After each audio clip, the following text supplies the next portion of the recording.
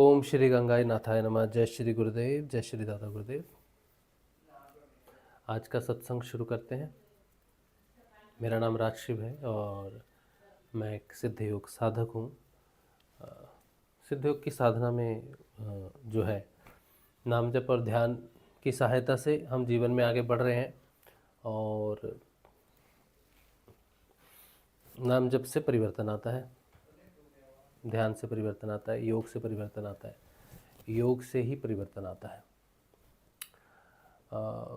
योग से ही इसलिए परिवर्तन आता है क्योंकि नाम जप, वैसे तो नाम जप से कहा जाता है कि नाम जप से परिवर्तन आता है, लेकिन वो परिवर्तन जो है उसे योग कहते हैं और योग के माध्यम से ही वो भौतिक जगत में फलित होता है, सामने देखा जाता है। अगर हम नाम जप रहे हैं तो इसका मतलब है जिसका हम नाम जप रहे हैं, जिसे बुला रहे हैं, उसके साथ हमारा संबंध स्थापित हो, और उसके साथ संबंध स्थापित होने से वो हमें अपना योग प्रदान करता है, अपना बदलाव प्रदान करता है, और वो बदलाव फिर भौतिक जीवन में प्रस्तुत होता है। ठीक है, तो नाम जप से सारे परिवर्तन आते हैं, ये बेस है, बीज है। लेकिन क्या परिवर्तन आते हैं, कैसे परिवर्तन आते हैं, वो एक घटना है, एक घटनाक्रम है, एक प्रोसेस है। तो सिद्ध योग एक इतना शक्तिशाली माध्यम है जिससे बहुत बड़ी घटना घटाई जा सकती है। और ऐसा नहीं है कि सिद्ध योग पहले नहीं था, अभी अभी आया है। सिद्ध योग बहुत पुराना है, हमेशा से था, लेकिन समय काल के हिसाब से ज्ञान जो है वो व्यक्तियों के कर्म प्रभाव की वजह से लुप्त हो जाता है, ज्ञान छुप जाता है। तो सूक्ष्म जगत ऐसा जगत है जो सब चीज़ों को संभाल कर रखता है। प्राण जगत में सारे रहस्य हैं हमारे। ठीक है, तो स्थूल जगत से प्राण में चला जाता है, और अगर उसे फिर से निकालना है, सामने लाना है, तो हमें अपना जो विकास है चेतना का, वो प्राण जगत में करना पड़ेगा, प्राण जगत में जाना पड़ेगा। तो जो प्राण जगत में चला जाएगा वो रहस्य बाहर निकाल लेगा, चीज़ों को बाहर निकालेगा। लेकिन प्राण जगत में ही जाने से सारी चीज़ों को बाहर निकाल लेगा, ऐसा नहीं है। प्राण जगत एंट्री है सूक्ष्म लोक की, फिर प्राण से अन्य लोकों में जा सकता है, अन्य स्तर पे जा सकता है, उच्चतर स्तरों पर जा सकता है। प्राण वो वाहन है जो हमें इस शरीर के उच्चतर आयामों तक लेके चला जाता है। ये प्राण की गति है। तो किसी भी रहस्य को जानने के लिए आपको प्राण तक जागना होगा, और प्राण जो है उसके दो आयाम हैं। एक वो भौतिक जगत में है, और भौतिक जगत से भी उस प्राण की मदद से बहुत कुछ हासिल किया जा सकता है, बाहर से जब हम प्रयास करें प्राण को लेकर। लेकिन उसी प्राण को अगर हम आंतरिक रूप से पकड़े, वाहन अंदर से उसको उसके आवरण को न पकड़कर, बल्कि उसके मूल स्वरूप को पकड़े, तो मूल स्वरूप की जो गति है वो बिल्कुल वैसे ही है जैसे बीज से वृक्ष से फल फूल होता है, अंदर से जाके फल फूल होता है। अगर प्राण को हम उसके मूल स्वरूप में पकड़े, बीज स्वरूप में पकड़े, तो हम पूरे वृक्ष का रहस्य जान सकते हैं। लेकिन अगर हम प्राण को मूल स्वरूप में न पकड़कर बाहर से उसका अध्ययन करें, जैसे हमने एक जामुन का पेड़ देखा, तो जामुन के पत्तों को लेके आए, तो जामुन के पत्तों पर हमने एक्सपेरिमेंट किया कि जामुन के पत्ते में क्या है। फिर हमने जामुन के पेड़ का फल लिया, जामुन, तो जामुन पे हमने रिसर्च किया कि जामुन क्या है, क्या काम करता है। जैसे रिसर्च हुआ ना जामुन पर, तो जिनको शुगर होती है, जिनको ब्लड शुगर थोड़ी ज़्यादा होती है, तो जामुन क्या करता है, जामुन ब्लड शुगर को कंट्रोल करता है, मिनिमाइज़ करता है। कैसे करता है वो अलग प्रोसेस है, जैसा वैज्ञानिक उसको समझेंगे कि पेनक्रियास को ठीक करता होगा या जैसे भी है। लेकिन उन्होंने देखा कि जामुन की एक डिसएडवांटेज भी है। जामुन को खाली पेट खाने से एसिड होता है, एसिडिटी होती है भयंकर। तो किसी किसी को जामुन हजम ना हो, क्योंकि किसी को एसिडिटी की संभावना हो, अल्सर हो, इस तरह से कोई समस्या हो और वो जामुन खाए तो उसको एसिड रिफ्लक्स होगा, उसके लिए जामुन ठीक नहीं। लेकिन जिसको एसिडिटी की समस्या नहीं है और खाली पेट ना खा के, अभी तो बहुत सारे जूस मिलते हैं, सुबह सुबह बोलते हैं ना करेला जामुन जूस मिलता है, वो लोग खाली पेट खाते हैं, तो उसमें करेला तो मिनिमाइज़ करता हो, कुछ ऐसा होता होगा, वो तो हमको पता नहीं है लेकिन हमने देखा है। तो कहने का क्या मतलब है कि जो जो प्राण का अध्ययन करता है वो प्राण को बाहर से जानने की कोशिश करता है। जैसे हम किसी पेड़ को रिसर्च करते हैं वैज्ञानिक कि ये फल ऐसा है, इसका ये फ़ायदा है, इसमें ये प्रोटीन है, इसमें ये चीज़ें हैं, ये फ़ायदा है, इस तरह से हर पेड़ का एक फ़ायदा है, इस फल की तासीर ऐसी है वैसी है, सब कुछ बाहर से जितना भी रिसर्च किया जा सकता है करते हैं।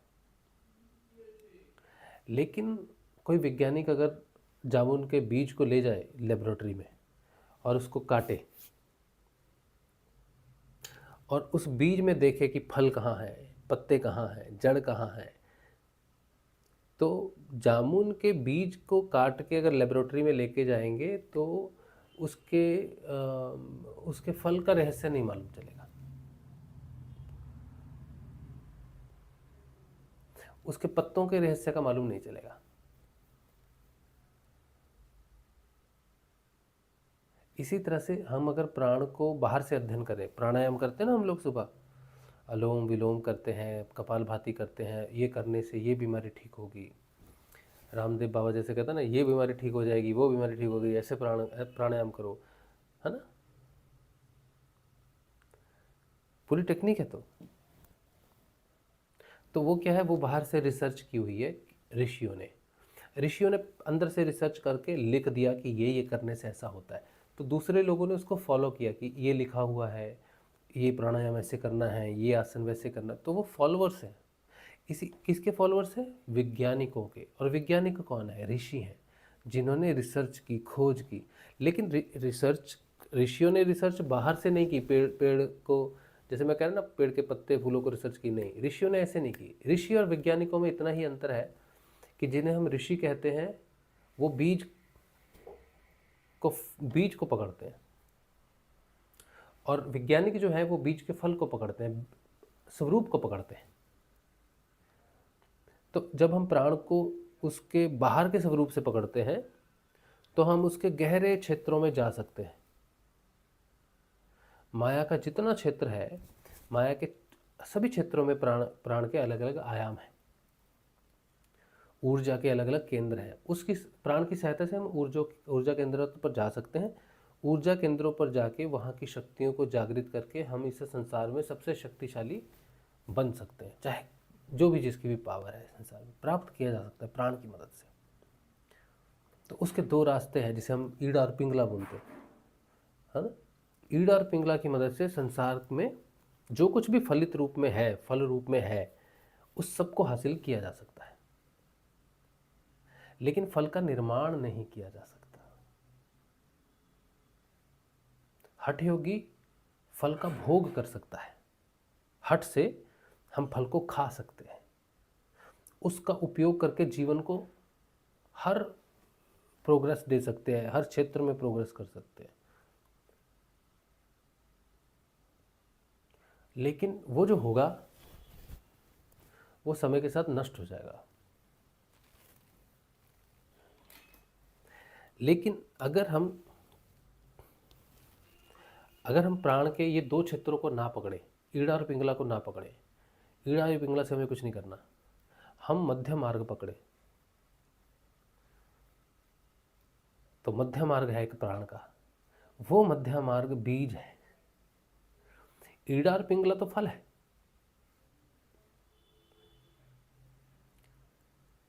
बीज जो है वो मध्य मार्ग है, उसे बोलते सुषुम्ना।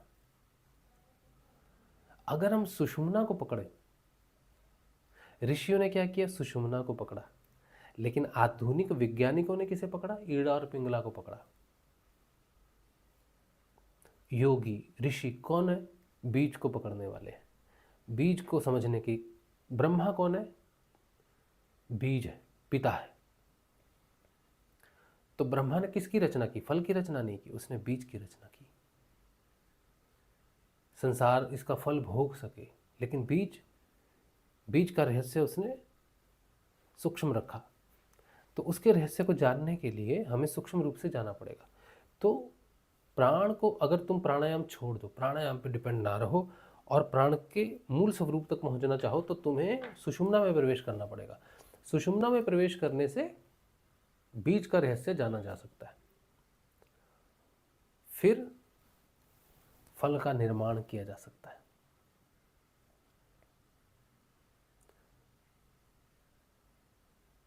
फिर जो प्राप्त होता है वो समय के साथ लय नहीं होता। तो सुषुम्ना में प्रवेश करना है तुमको, तो रास्ता अलग है। ईड़ा और पिंगला का रास्ता अलग है। सुषुम्ना का रास्ता समर्पण का है, झुक कर प्रवेश किया जाता है। ईड़ा और पिंगला का हट से प्रवेश किया जा सकता है, शक्ति से, जोर से। लेकिन सुषुम्ना का रास्ता समर्पण से किया जाता है।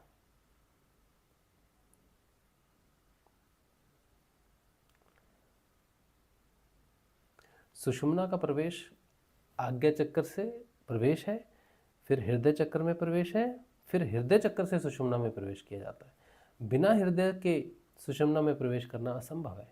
और कोई हठ योगी हृदय की साधना कर सकता है, कोई हठ योगी हृदय की साधना कर सकता है, शक्तियां प्राप्त कर सकता है, लेकिन बाहर से डायरेक्ट हृदय की साधना करके हृदय की शक्तियों को प्राप्त कर सकता है, लेकिन हृदय में प्रवेश नहीं कर सकता। बाहर से हट से वो चीज़ों को, जैसे मंथन किया आपने, मंथन से चीज़ निकल गई, ठीक है, लेकिन अंदर नहीं जा सकते, उसके हृदय के अंदर जाने के लिए तो हट नहीं है, समर्पण है। वो हृदय, वो यहाँ से घुसेगा, यहाँ से ही घुसेगा, और कोई रास्ता नहीं है। और हृदय में प्रवेश करेगा, शरीर के साथ प्रवेश नहीं करेगा। शरीर हृदय में प्रवेश नहीं करता। यमनगरी है हृदय, जो है वो हृदय द्वार जो है वो यमपुरी में है, यमराज के वहाँ पर है। और कोई भी व्यक्ति जीते जी यमपुरी से आगे नहीं जा सकता शरीर के साथ, सिर्फ प्राण में ही जाता है। नचिकेता गया तो यमराज जी ने कहा नहीं बेटा आप नहीं जा सकते, तो बोले नहीं मैं तो जाऊंगा। तो उसको रहस्य बताया कि कैसे, आगे क्या है, मृत्यु के बाद, शरीर के बाद क्या है। तो कहाँ से गए नचिकेता, कहाँ से गए? यमराज के पास। इस भूलोक पे यमराज के पास जाना है तो कोई कैसे जाएगा? आपको मालूम है यमराज के पास जाने का रास्ता? मृत्यु। कैसे भी जाओ, मृत्यु होनी चाहिए तो यमराज के पास जा सकते हैं। लेकिन अगर मर ही गए तो यमराज खुद ही आ जाएगा ना। लेकिन आपको जाना है, बिना मरे जाना है, तो कैसे जाओगे? तो प्राण से जा सकते हैं अगर, क्योंकि यमराज का संबंध प्राणों से है, शरीर से उसका संबंध नहीं। शरीर को बोलता है तुम लोग रख लो, घर वालों को बोलता है शरीर तुम रख लो, जलाओ, फूको, दबाओ, बहाओ, कुछ भी करो, हमको कुछ लेना देना नहीं है, हमको इसके प्राण चाहिए। प्राण जाए तो आप अगर अपने आप को प्राण में स्थित कर दो तो प्राण से आप जाओगे यमपुरी, और फिर वहाँ से यमराज बोलेंगे कि भाई इससे आगे तुम नहीं जा सकते क्योंकि तुम्हारा शरीर के साथ अभी कनेक्शन है। तो कहा जाएगा मैं आत्म रूप में स्थित होने ही आया हूँ, शरीर से मेरा कोई लेना देना नहीं, शरीर में समर्पित कर चुका हूँ। तो यमराज कहेंगे नहीं, तुम्हारा संबंध है शरीर के साथ, तुम्हारे रिश्तेदार हैं, तुम्हारा सब कुछ है, उधर बैठा है नीचे, तुम्हारा मोह है, तुम्हारा प्रेम है, तुम्हारी इच्छाएं उस शरीर के साथ बंधी हुई है। जब तक तुम पूर्ण रूप से उस शरीर को नहीं छोड़ते तुम नहीं जा सकते, मेरे राज्य से आगे नहीं जा सकते। तो फिर यमराज को परीक्षा लेनी पड़ती है कि शरीर इसका अभी छूट जाए तो क्या रोएगा, चिल्लाएगा, पछताएगा? तो साधक कहता है नहीं, हम नहीं, हमारा गुरु है, बस हम तो उसे लेने आए हैं, हमको फिक्र नहीं है कि पीछे उस शरीर का कोई सिर काट दे, उस शरीर को गंगा में बहा दे, उसको जला दे, राख कर दे, हमको उसकी चिंता नहीं है। आई डोंट केयर कि उसका क्या होता है, वो है, लेकिन हमको उसकी चिंता भी नहीं है। हम अपने गुरु से, हम अपने आत्म स्वरूप को लेने आए हैं, उसके लिए चाहे हमें प्राणहुति ही क्यों ना देना पड़े। फिर यम चेक करता है, सच में देख तेरा शरीर मरेगा अभी, देख देख उधर कट रहा है, देख उधर मर रहा है, देख उधर बीमारी से मर जाएगा, देख ऐसा हो जाएगा, वैसा हो जाएगा। डराता है, डराता मतलब देखता है कि हाँ, और डर लगता भी है। लेकिन अगर वो बैठा रहे कि यमराज महाराज आपने जो करना है करो, हम बैठे हैं, आपकी तसल्ली हो जाएगी तो बता देना। तो यमराज को तसल्ली लेने में ज़्यादा समय नहीं मिलता, उसकी तसल्ली उसको मालूम है, हो गया। जब उसको ये निश्चित हो जाता है कि अब ये अपने आप को जानने के लिए तैयार है, तब यमराज हृदय का दरवाज़ा खोल देता है, और जैसे ही अंदर जाते हैं तब हम अपने स्वरूप को प्राप्त करते हैं, और वो प्राण जगत में प्रवेश करता है। तो प्राण जगत में कौन प्रवेश करता है? व्यक्तिगत चेतना प्राण जगत में प्रवेश नहीं करती, सहज रूप से आत्म चेतना प्रवेश करती है, क्योंकि प्राण आत्मा का वाहक है। आत्मा को वैसे तो कुछ नहीं चाहिए, लेकिन प्राण के माध्यम से वो चेतना कहीं भी जा सकती है संसार में बैठे बैठे। लेकिन हठ योगी के लिए प्राण सहज रूप से आसन के रूप में प्रस्तुत नहीं होता, उसको प्राण को कंट्रोल करना पड़ता है, प्राण को गुलाम बनाना पड़ता है हठ योगी को। हठ योगी प्राण का मालिक बनना चाहता है, और वो प्राण को जीत भी लेता है, और फिर प्राण को कहता है यहाँ चल, वहाँ चल, ये रहस्य बता, वो रहस्य बता। तो प्राण उसे वो बाहर बाहर से रहस्य देता है, लेकिन सहज योगी प्राण के साथ झगड़ा नहीं करता, बल्कि कहता है हे प्राण, आप श्रेष्ठ हो, आप परमात्मा हो, आप ही संसार हो, आप ही हो सब कुछ, मैं आपको नतमस्तक हूँ, मुझे रहस्य दीजिए, मुझे स्वयं का ज्ञान दीजिए, मुझे आपसे कोई शक्तियाँ नहीं चाहिए, बल्कि मुझे अपने रहस्य को जानना है। तब प्राण उसको ऐसी जगह लेके जाता है जहाँ पर हठ योगी नहीं जाता, और फिर वो बीज में, जब बीज रूप में लेके जाता है, प्राण कहाँ वास करता है? बीज में वास करता है।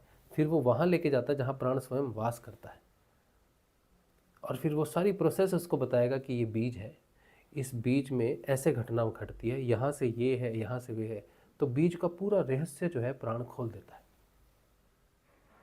और जिस समय वो रहस्य खोल रहा है उस समय व्यक्ति जो है योग में है, उस महाप्राण के योग में है, जिससे सारी रचना होती है, जो बीज को चेतन करता है। ये वो प्राण है, ये परमपिता का वो प्राण है, और फिर वो उस योग में रहता है, रहस्य खुलता है। ये योग है, सहज योग है, समर्पण का योग है, सरेंडर का योग है, निर्भयता का योग है, कुछ भी पाने का योग नहीं है, स्वयं को जानने का योग है। और फिर धीरे धीरे जब उसको सारे रहस्य मालूम होते हैं, वो स्वतंत्र होता जाता है।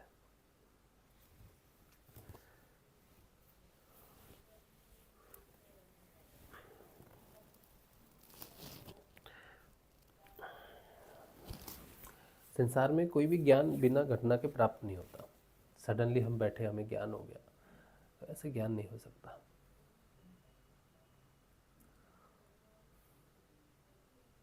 ज्ञान के लिए साक्षात्कार अति महत्वपूर्ण है। कोई रात को सोया, दिन को उठा और कहा मुझे ज्ञान हो गया है, उस रात में उसका साक्षात्कार होना जरूरी है। कोई ध्यान में जाता है व्यक्ति, इंद्रियातीत ध्यान में जाता है, तो उसको कुछ प्राप्त होता है, लेकिन वो जब जागता है तो एकदम से उसे नहीं पता उसके पास क्या, वो क्या लेके आया, उसको नहीं मालूम। अब क्या होगा? अब जीवन में भौतिक रूप से वो जी रहा है, सांस ले रहा है, कोई काम कर रहा है, तब वो प्रकाश हो जाएगा उसकी बुद्धि में। फिर उसे पता चलेगा कि क्या बदलाव हो चुके हैं। फिर घटना घटेगी, फिर घटना में वो ही चीज़ को वो देखेगा, फिर वो ज्ञान दृढ़ हो जाएगा। वो जो दृढ़ हो जाएगा वो उसको वैराग्य देगा।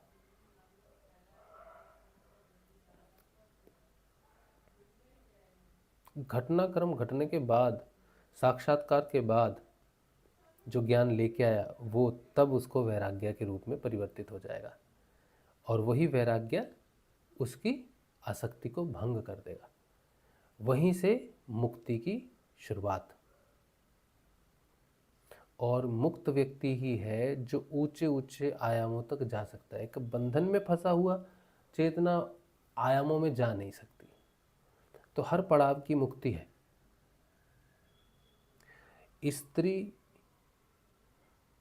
जमीन, घर, धन, ताकत, शौर्य, सम्मान, पुत्र, वंश, भोजन, ये सब पड़ाव है। जब तक आप इनसे मुक्त नहीं होते तब तक आप लय नहीं हो सकते। तो बार बार ध्यान, बार बार योग, बार बार ज्ञान होगा, साक्षात्कार होगा, वैराग्य होगा, वैराग्य से अनासक्ति होगी, अनासक्ति से मुक्त हो जाओगे, और एक पड़ाव से मुक्त होकर तब दूसरे पड़ाव में प्रवेश करोगे। आज मैं अपनी पत्नी से बात कर रहा भोजन के बारे में। तो मैंने उससे पूछा कि संसार में किसी एक तामसिक भोजन का नाम बताओ। कोई तामसिक भोजन है? तो जैसे हम लोग बोलते हैं मांस तामसिक भोजन है,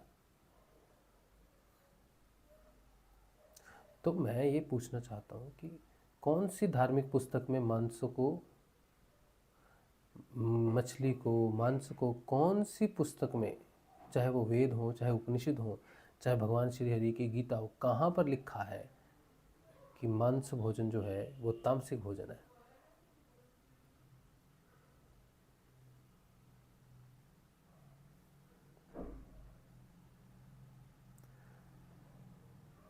तामसिक भोजन छोड़ दिया तो उद्धार हो जाएगा, कहाँ लिखा है? कहीं भी नहीं लिखा। एक सोचो, पक्षी है, चिड़िया है, चिड़िया है, लोग चिड़िया को मार के खा जाते हैं ना। चिड़िया मतलब पक्षी, मतलब चिकन। चिकन एक पक्षी है। और वो जो क्या बोलते हैं उसको, बकरी, बकरा, ये क्या है? पशु है, पशु है। तो इसको कोई मार दिया और खा रहा है, तो कह रहे तुम तामसिक भोजन कर रहे हो क्योंकि तुम मांस खा रहे हो, मछली खा रहे हो। मछली तामसिक कहाँ से? मछली तक जीव है। जो बकरा है, बकरी है, चिकन है, वो जीव है, वो तामसिक नहीं है। जैसे मैं प्राणी हूँ, कोई राक्षस आए मुझे मार कर खा जाए तो मैं ये कहूँगा कि देखो मैं तामसिक भोजन हो गया, क्योंकि मेरा भक्षण कर लिया राक्षस ने। मुझे मार के अगर खा जाए राक्षस तो क्या मैं तामसिक हो जाऊँगा? मैं तो मनुष्य ही रहूँगा। तो मैं अगर किसी पशु को, किसी पक्षी को मारकर खा जाता हूँ तो वो पशु और पक्षी तामसिक कैसे हो गए? तामसिक भोजन नहीं है, राजसिक भोजन नहीं है, सात्विक भी कोई भोजन नहीं है संसार में। भोजन शुद्ध और अशुद्ध हो सकता है, लेकिन राजसिक, तामसिक, सात्विक भोजन नहीं होता है। जो मनुष्य जिस प्रकार का भोजन करता है वो उसकी वृत्ति होती है। मनुष्य तामसिक होता है, मनुष्य भी तामसिक नहीं है। मनुष्य की जो वृत्ति है वो तामसिक है। उस वृत्ति के अधीन हुआ मनुष्य उस वृत्ति का अनुसरण करते हुए वो भोजन खाता है जो वृत्ति के अधीन है, जिसे वृत्ति पसंद करती है। मनुष्य वृत्ति से मुक्त हो जाए, स्वतंत्र हो जाए, तो उस वृत्ति के अनुसार जो भोजन कर रहा था उस भोजन से भी मुक्त हो जाएगा। ना तो मनुष्य पूर्ण रूप से, मूल रूप से तामसिक है, ना ही कोई भी पशु पक्षी जिसे मारकर खाया जाता है, मछली वगैरह, ना ही वो तामसिक है। वृत्ति है। भगवान ने, श्री हरि ने गीता में यही लिखा है कि तामसिक व्यक्ति क्या खाना पसंद करता है, क्या खाना पसंद करेगा? मांस खाना, बासी खाना, ये सब खाना पसंद करेगा तामसिक वृत्ति का मनुष्य। वो खाना तामसिक नहीं है। राजसिक व्यक्ति तेल युक्त जो चिकनाई चीज़ें होती है, तेल ये खाते ना, सब फ्राई, ये सब वो खाना पसंद करेगा। सात्विक व्यक्ति उबला हुआ खाना, कच्चा फल फ्रूट, ये सब खाना पसंद करेगा। तो फल फ्रूट सात्विक है और चिकन तामसिक है, ऐसा नहीं है, दोनों अपनी अपनी जगह है। अब देखो, शुद्ध जैसे चावल है, ठीक है, कोई मांसों के साथ चावल खाता है, कोई दाल के साथ चावल खाता है। चावल क्या है? शुद्ध रूप से एक भोजन है, ये भोजन है। लेकिन कोई पशु पक्षी जो है, मछली जो है, वो भोजन नहीं है। कोई भी प्राणी भोजन नहीं है। भोजन वनस्पति को बोलते हैं। लेकिन अगर हम किसी पशु पक्षी को खा रहे हैं भोजन बना के, तो वृत्ति है। अच्छा, अब देखो, ये जो भोजन है, भोजन के दो स्वरूप, शुद्ध भोजन, अशुद्ध भोजन। अभी सोचो, मांस बनाया, चिकन बनाया, मछली बनाया, मांस बनाया, तो कहा ये अशुद्ध भोजन है? नहीं, वो अशुद्ध भोजन नहीं है। मांस, मछली, चिकन, मटन, ये सब अशुद्ध भोजन नहीं है। अशुद्ध भोजन कब होता है? जब वो जूठा हो जाए, तब वो उसे दूसरे व्यक्ति को नहीं दे सकते, क्योंकि वो जूठा हो गया है, चाहे वो चावल दाल हो, चाहे कुछ भी हो। और अगर उसमें हम लहसुन और प्याज, जिसे हम आसुरिक रस का मानते हैं, असुर के गले से निकला हुआ मानते हैं, जब राहु का गला काटा, जो परंपराओं में हमें सुनाई देता है, उसका वैज्ञानिक तथ्य अलग है। लेकिन हमारी पौराणिक कथाओं के हिसाब से लहसुन और प्याज, इसे अशुद्ध माना जाता है हमारे धर्मशास्त्रों के अनुसार। अब देखो, माँ काली है ना, तो माँ काली के लिए बलि चढ़ती है। जब माँ काली को बलि चढ़ती है यहाँ पर, तो वो माँ काली को बलि, अच्छी बात नहीं है, मैं सपोर्ट नहीं करता उसका, लेकिन मैं बता रहा हूँ तथ्यों के लिए। कई जगहों पर माँ को बलि चढ़ती है। वो जो बलि का जो मांस बनता है या मटन बनता है, उसमें लहसुन और प्याज नहीं गिरता। अब देखो, अब तुम सोचो, मटन है तो इसमें तो ये तो पहली तामसिक है, इसमें लहसुन प्याज डाल दो, क्या दिक्कत है? लेकिन जब बलि होती है या बलि का चढ़ता है, तब उसमें लहसुन और प्याज नहीं पड़ता, क्योंकि वो अशुद्ध हो जाता है, जूठा हो जाता है, असुर का जूठा भोजन हो जाता है। तो माँ क्या करती है? माँ उसको भोजन के रूप में ग्रहण नहीं करती। मांस बना के जब देते हैं माँ को, वो भोजन नहीं है माँ का, वो एक सेक्रीफिशियल करते हैं। सेक्रीफाइस भी अलग तरह से होता है। सेक्रीफाइस भी किसी दूसरे जीव जंतु का करना सही नहीं है। सेक्रीफाइस के लिए अपना सेक्रीफाइस करना पड़ता है। जैसे रावण ने स्वयं का सेक्रीफाइस किया, भगवान को बलि चढ़ाई ना, रावण ने अपने सिर की बलि चढ़ाई। वो किसी पक्षी को, किसी बकरी को काट के महादेव को कहता कि महादेव खुश हो जाओ, तो महादेव से कहते अरे पागल है ना क्या तुम? लेकिन उसने खुद की बलि चढ़ाई। तो बलि स्वयं की चढ़ाई जाती है।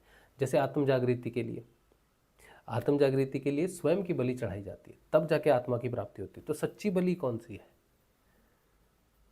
स्वयं की व्यक्तिगत चेतना की बलि, अपना सिर काट के बलि नहीं। व्यक्तिगत चेतना की बलि ही सर्वश्रेष्ठ बलि है, भगवान को प्रसन्न करने के लिए और आत्म रूप से जागृत होने के लिए।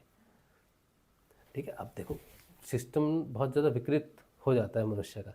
बोला कुछ जाता है, समझा कुछ जाता है, किया कुछ जाता है। तो लोग अपनी सहूलत, अपनी इच्छा, जीव के रस के लिए गलत तरीके से उसको प्रयोग कर लेते हैं। लेकिन हर चीज़ जो है वो अगर हम समझें सही तरीके से, तो हमें सारे क्रियाकलापों की बलि क्या होती है, क्यों होती है, किस लिए की जाती है, ठीक है, किस के लिए की जाती है, तो वो डिपेंड करता है। अभी लोगों को आत्म जागृति से कोई मतलब नहीं है। उनको भौतिक रूप से कोई कष्ट है, संतान कष्ट है, पारिवारिक कष्ट है, क्लेश है, कुछ भी है, किसी का अच्छा है, बुरा करना है, तो वो किसी पशु की बलि देते हैं, गलत तरीके से उसको यूज़ करते हैं।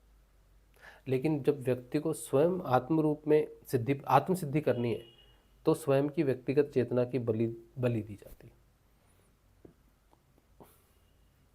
अच्छा, ठीक है, ये बात। दूसरी बात, कि भोजन जो है, अभी देखो कोई नॉन वेज खाता है, कोई वेज खाता है। नॉन वेज छोड़ दिया तुमने, वेजिटेरियन खाते हो, अच्छी बात है, लेकिन मुक्ति भोजन से तो नहीं हुई। तो जो लेयर है आपके अंदर, एक रस है, एक वायु है यहाँ पर, ये कंठ में एक वायु टच होती है लगातार। जैसे मैं आपसे बात कर रहा हूँ, सांस ले रहा हूँ, तो ये सांस जो है मेरे कंठ में एक नाड़ी को टंकार कर रही है, वो सिग्नल देती है मेरे माइंड को। माइंड फिर शरीर को बताता है कि पानी पी ले, भूख लगी है भोजन खा ले, नींद आ रही है सो जा। ये सारी चीज़ें क्या है, प्राण से सिग्नल जाते हैं और मिलते हैं। लेकिन योगी जब मुक्त होता है ध्यान में जाकर, तो प्राणवायु उस तंतु को टकराना बंद कर देती है। प्राण उस तंतु को फिर टकराता नहीं। क्या प्रोसेस है वो नहीं पता, लेकिन वो कंठ में प्राणवायु उसको टच भी करेगी तो सिग्नल ब्लॉक है, दिमाग में सिग्नल नहीं जा रहा, ना प्यास का ना भूख का। तो योगी बैठा है, कहते हैं ना योगी बैठे हैं, इन्होंने तो 10 साल से कुछ नहीं खाया, इन्होंने तो तब नहीं खाया। गुरुजी कहते थे ना, मेरे गुरुदेव ने 10 साल तक कुछ नहीं खाया, सिर्फ चाय पी के रहे। वो भी चाय भी इसलिए पीते थे क्योंकि हमारी एक फूड पाइप है, हमारा एक सिस्टम है, वो चलता रहना चाहिए, नहीं तो वो जाम हो जाएगा, सिकुड़ जाएगा। तो चाय पीने से वो सिस्टम चालू रहता है। तो वो भी तब जब आप चेतन समाधि में, जब वो जट समाधि में चले गए तो फिर शरीर कैसे मेंटेन करता है वो तो ईश्वर ही जाने। तो वो सच्ची मुक्ति अगर भोजन से आप चाहते हो तो वो सिर्फ मांस मछली नहीं होना चाहिए, आपका खीर और पूड़ी भी होना चाहिए। अगर आप एक भोजन से मुक्त हुए और दूसरे से नहीं हुए तो फिर जीवन में भोजन से मुक्ति नहीं हुई। फिर हम कल कहीं किसी भी परिवार में जन्म ले सकते हैं, इस पर हमारा कंट्रोल नहीं है।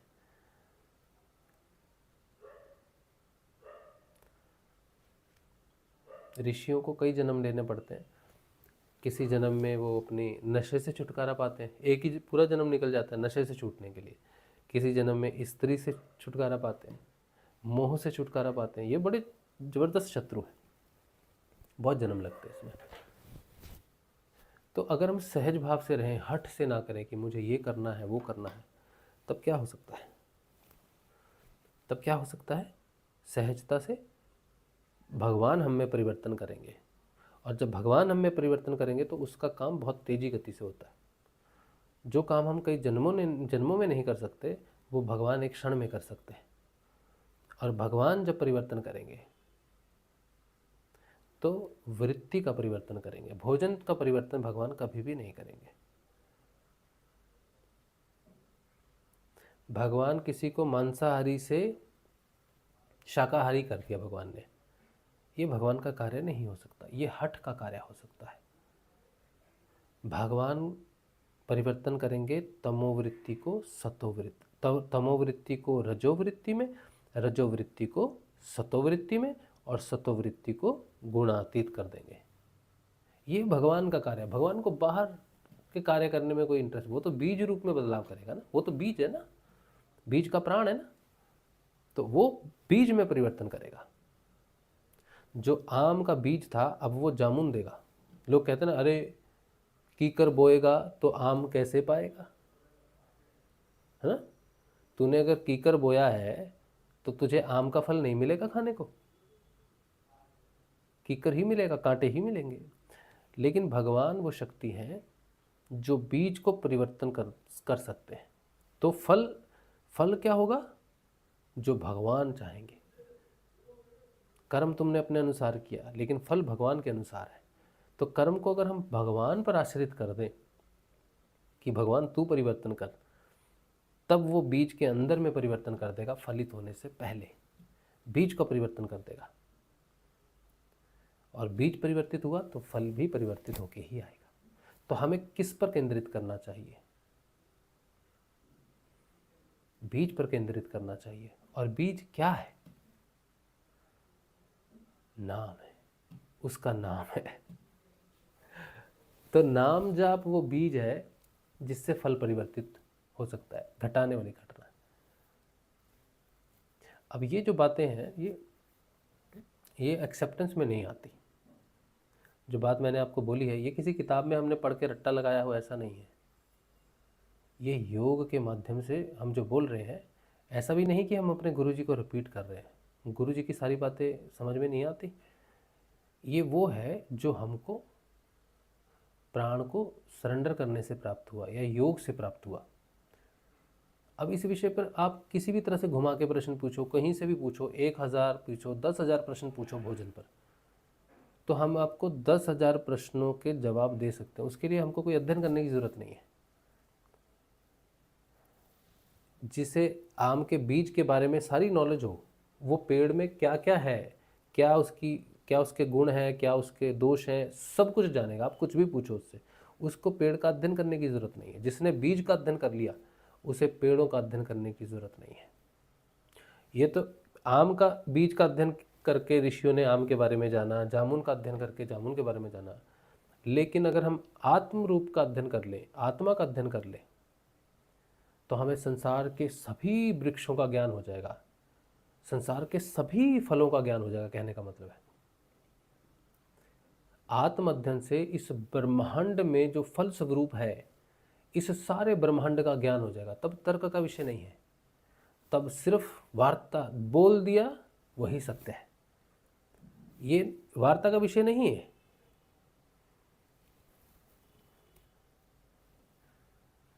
जिसने जान लिया आत्मा बीज को, उसने सब जान लिया। जिसने सत्य को जान लिया, जो भी घटना घटी इस पृथ्वी पर, जब से भी घटी, जब भी घटी, आज भी और जब भी घटेगी, तो एक है जो हमेशा प्रस्तुत रहता है यहाँ पर, और वो है सत्य, और आत्मा ही सत्य है। तो सत्य को जान लिया तो सारी घटनाओं को जाना जा सकता है, चाहे वो कितनी ही अजीब क्यों ना हो। कोई बीमारी हुई, उस बीमारी से, वो बीमारी क्यों हुई है, बीमारी का इलाज किया जाता है, ऊपर से ठीक किया जाता है। लेकिन अगर आपको मालूम है कि इसमें ये विकृति हुई जिसकी वजह से, तो आप अगर उसको जानते हो, आप उसको वहाँ से ठीक कर दोगे। सोचो कि आपके घर में सीलन आ गई है पानी की, अब आप क्या करोगे? वो ऐड आती है ना, वॉल पुट्टी लगाओ, वॉल पुट्टी लगाओ, सीलन से छुटकारा, है ना? ये बाहर का है। लेकिन सीलन क्यों आ रही है? कहीं ना कहीं से पानी आ रहा है। पानी को उस जगह पर पड़ने से अगर आप बंद करो, टंकी अगर लीक हो रही है आपकी, आपने छत पर टंकी रखी, वहाँ से पानी आता, दीवार में सीलन है, आप दीवार का इलाज कर रहे हो, टंकी ठीक नहीं की। या तो टंकी को वहाँ से हटाओ, या टंकी को बदलो, रिपेयर करो कि जल लीक ना हो। वॉल पुट्टी की तो बात ही नहीं। तो बीमारियों को ठीक करने की तो बात ही नहीं है। बीमारियां प्रकट ही ना हो, वो इलाज तुम जान सकते हो। अगर तुमने सच में, तुम्हारे अंदर सत्य प्रकट हुआ, तो तुम बीमार नहीं हो सकते। तुम्हारी बीमारी का कारण ही है कि तुम सत्य नहीं जानते। मैं सत्य नहीं जानता, हम सब सत्य नहीं जानते, और जानते भी हैं तो उस लेवल तक नहीं जानते जो मूल है। वहाँ तक हमने प्रोग्रेस नहीं की चेतना की। तो कृष्ण भगवान के बारे में बात कही जाती है। कृष्ण भगवान से जो योग प्रकट होता है, उस योग की एक शक्ति है। उस योग की शक्ति से समस्याओं का समाधान किया जा सकता है। वॉल पुट्टी, योग से जो समाधान होते हैं वो समझो वॉल पुट्टी है।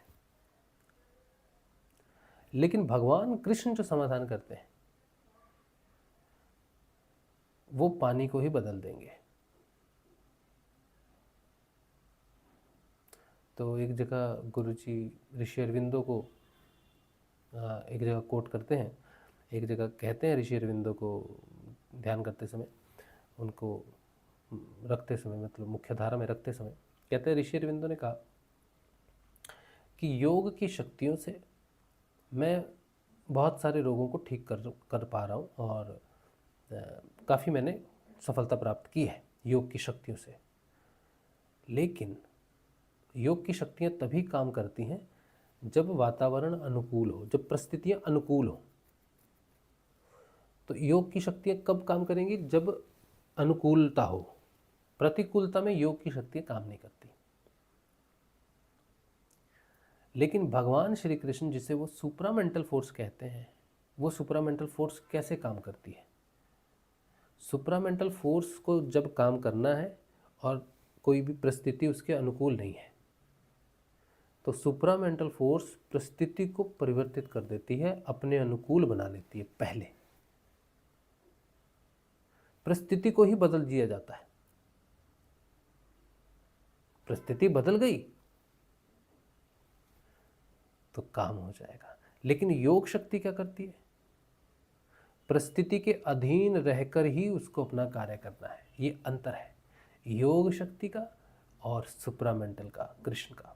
तो कृष्ण अपने हिसाब से, अपने मुताबिक परिवर्तन कर सकते हैं। माया के अधीन रहकर योग शक्ति से हम चीज़ों को समाधान कर सकते हैं, लेकिन माया के अधीन रहना पड़ेगा। लेकिन कृष्ण माया में परिवर्तन कर देते हैं, अपने अधीन बना लेते हैं, तो वो माया का स्वामी है। उसी सुप्रामेंटल फोर्स को श्री अरविंदो ने नीचे उतारा। अब वो सुप्रामेंटल फोर्स डायरेक्ट हम पर काम नहीं कर सकता, तो वो कहते हैं कि व्यक्ति को उसकी चेतना को बदलना होगा ताकि सुप्रामेंटल फोर्स के साथ उसका योग हो सके। व्यक्ति की चेतना को बदलना होगा, लेकिन व्यक्ति को चेतना को बदले कैसे? सारे संसार को। ठीक है, सुप्रामेंटल फोर्स क्या करेगी, कैसे है, उसका सबसे पहला उदाहरण तो ऋषि अरविंदो ने खुद को बनाया कि अगर मेरे में परिवर्तन नहीं हुआ तो संसार में किसी में नहीं हो सकता। तो पहला परिवर्तन तो ऋषि अरविंदो में आना जरूरी था सुप्रामेंटल का। उनका परिवर्तन होना जरूरी था सुप्रामेंटल फोर्स में। ये जानना जरूरी था कि सुप्रामेंटल फोर्स कैसे कार्य करती है। तो 24 नवंबर 1926 को उनका कृष्ण में रूपांतरण हो गया। लेकिन ऋषि अरविंदो का रूपांतरण हो गया और मेरा और आपका भी हो जाएगा, ये संभव नहीं है। ये ऋषि अरविंदो जानते हैं। उन्होंने ये टेस्ट किया पहला अपने ऊपर कि अगर मैं सुप्रामेंटल में परिवर्तित हो जाता हूँ तो क्या मैं परिस्थितियों को अपने अनुसार कर सकता हूँ? तो ये हुआ। अब हर मनुष्य को वो चाहिए, देना है उनको, लेकिन मनुष्य जो है सुप्रामेंटल को धारण नहीं कर सकता जैसे ऋषि अरविंदो ने किया। अब तो क्या करना होगा? वो कहते हैं कि अब मनुष्य को अपनी चेतना का परिवर्तन कर कर एक लेवल तक आना पड़ेगा। उस लेवल पर आने के बाद वहाँ पर उसका सुप्रामेंटल का योग हो सकता है। लेकिन यहाँ से यहाँ लाने के लिए 24 नवंबर 1926 को भगवान की एक चेतना, जिसके माध्यम से ये कार्य होगा, जिसके माध्यम से वो सुप्रामेंटल फोर्स के साथ योग हो सकेगा सारी दुनिया का, वो अवतरित हुआ, माध्यम अवतरित हुआ। ऋषि अरविंदो का सुप्रामेंटल में परिवर्तन हो गया, सक्सेसफुल हो गया कृष्ण को नीचे उतारने का काम। लेकिन अब दुनिया के लिए कैसे सिद्ध करें उसको? क्योंकि दुनिया में तो ऋषि अरविंदो जैसी उतनी शक्ति है नहीं। तो जो चेतना को नीचे उतारा उसे कहा गया कि अधिमानसिक देव की चेतना है। ये वो चेतना है जो सारे संसार को योग के लिए तैयार करेगी। तो भगवान श्री कृष्ण सारे मनुष्य को अपने योग के लिए जिसके माध्यम से तैयार करते हैं वो है अधिमानसिक का देव। उसे कहा गया है सत्य का आत्मा। उसे हमने जाना गुरुदेव, समर्थ सदगुरुदेव श्री रामलाल जी स्याग के नाम से। गुरुदेव वो शक्ति हैं जो साधारण चेतना को उस चेतना में परिवर्तित करते हैं जिस चेतना से भगवान कृष्ण का योग हो सकता है। संभव है भगवान श्री कृष्ण को अपने अंदर उतारना उस लेवल पर। और ये जो बीच में गुरुदेव हैं जो हमारा परिवर्तन करेंगे, इनको उतारा श्री कृष्ण ने, इनको नीचे उतारा कि मैं इनकी सहायता से अपना कार्य करूंगा। भगवान श्री कृष्ण अति मानसिक नहीं है। भगवान श्री कृष्ण आनंदमयी है, जो योग के लिए जो योग करते हैं और योगी हैं जो परिवर्तन करते हैं। सारा कृष्ण ने परिवर्तन करना है। सारा जो कुछ भी परिवर्तन होगा वो कृष्ण के योग से होगा। लेकिन गुरुदेव का क्या काम है कि आपको योग के काबिल करना। तो गुरुदेव कहते हैं मैं आपको अंदर वाले से मिलाऊंगा, आप मुझसे जुड़ो, जो परिवर्तन मुझ में है वो तुम में आ सकता है, मुझसे जुड़ो।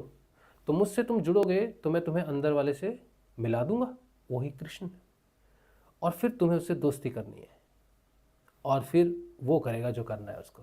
तो गुरुदेव एक जगह और कहते हैं कि जो भी परिवर्तन आ रहा है वो कृष्ण से आ रहा है, मैं तो अपनी ड्यूटी कर रहा हूँ, सारा परिवर्तन वो चेतना से है। तो इसका मतलब ये नहीं कि भगवान गुरुदेव कृष्ण नहीं है, लेकिन भगवान श्री गुरुदेव एक स्थिति तक नीचे आके हमसे जुड़ सके। डायरेक्ट कृष्ण हमारे साथ जुड़ नहीं सकता। कहते हैं ना, योग का, कृष्ण का योग डायरेक्ट हमें इस चेतना में नहीं मिल सकता। तो हम अगर कहें भगवान श्री कृष्ण नहीं आ जाते, सीधे नहीं आ सकते। उनमें क्षमता नहीं है ऐसा नहीं है, हम में क्षमता नहीं है उनको धारण करने की। तो उन्होंने अपने एक स्वरूप की रचना की, जिसे उन्होंने अधिमानसिक के देव के रूप में हमारे तक नीचे उतारा। हमें उससे जुड़ना है, हमें श्री कृष्ण से डायरेक्ट जुड़ने की हमारे में क्षमता नहीं है। ऋषि अरविंदों में क्षमता है, उन्होंने योग की शक्ति से, ध्यान से अपने शरीर की चेतना को परिवर्तित किया, या उनकी चेतना वैसी थी कि भगवान श्री कृष्ण को वो धारण कर सकते हैं। लेकिन वो उन्होंने डायरेक्ट धारण नहीं किया श्री कृष्ण को, वो उनके लिए आसान है।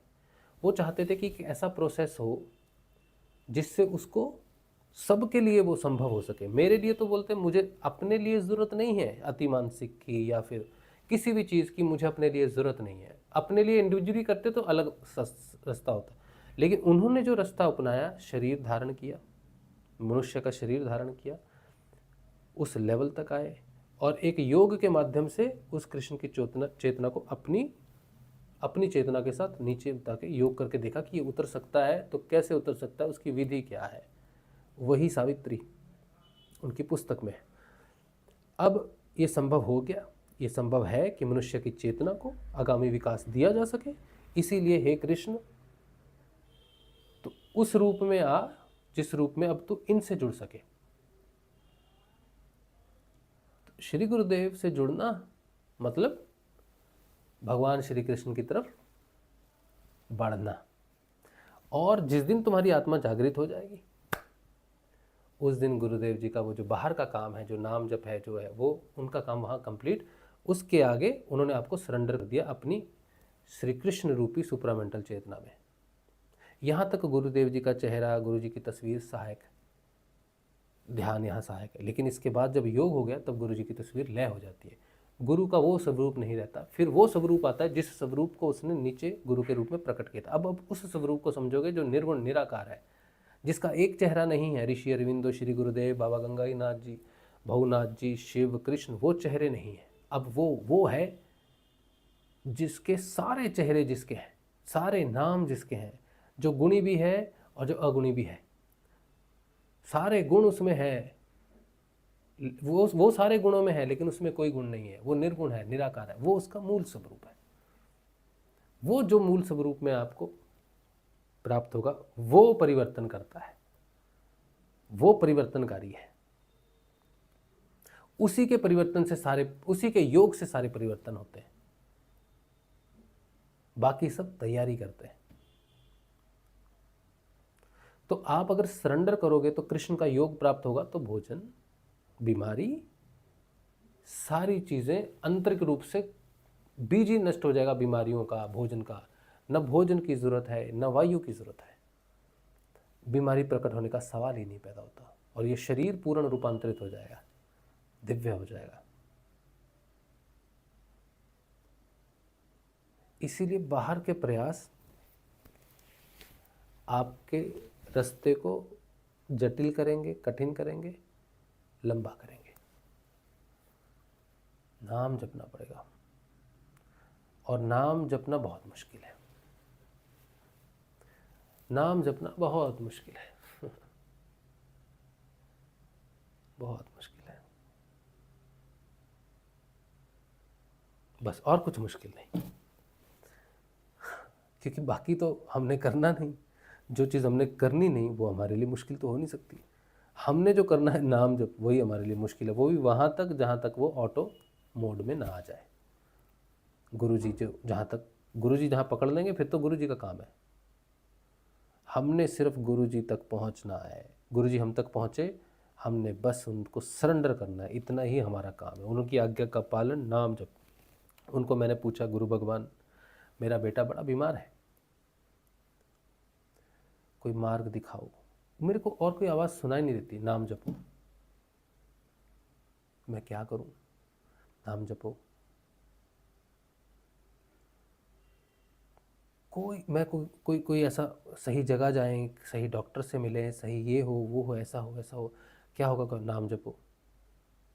मतलब मेरे 1000 प्रश्नों के एक ही जवाब है उनके पास, नाम जपो।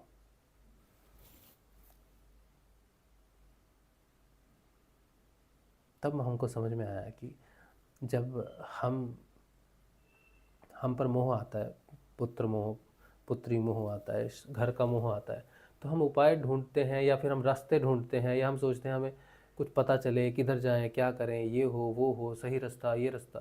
तब हम सत्य को भूल जाते हैं। जब व्यक्ति बहुत, अभी मेरे बेटे पर पड़ी, वैसे तो हमें मालूम है सब कुछ, जो हम सत्संग में बोलते हैं वैसा ही व्यवहार मेरा अपने बेटे के प्रति भी है। ऐसा नहीं कि मैं आपको कुछ और बोल रहा हूँ अपने बेटे के प्रति, मेरा कुछ और है, नहीं। लेकिन फिर भी पिता का मन जब होता है, बहुत बार मेरे मन में आता है कि मैं इतने देर से सत्संग कर रहा हूँ, कोई मेरे अंदर कोई विशेषता ही नहीं है। मेरे अंदर कोई योग शक्ति होती तो मैं अपने बेटे को ठीक करता। लेकिन इतनी सोच आने के बाद उसी समय मेरा स्वाध्याय भी आंतरिक रूप से होता है, क्यों भाई, गुरुदेव क्यों नहीं कर सकते ये काम? तुझे क्यों करना है? तेरा एक बेटा है, लेकिन तुम दोनों तो उस पिता के बेटे हो, और वो तुमसे ज़्यादा चेतन है, सजग है।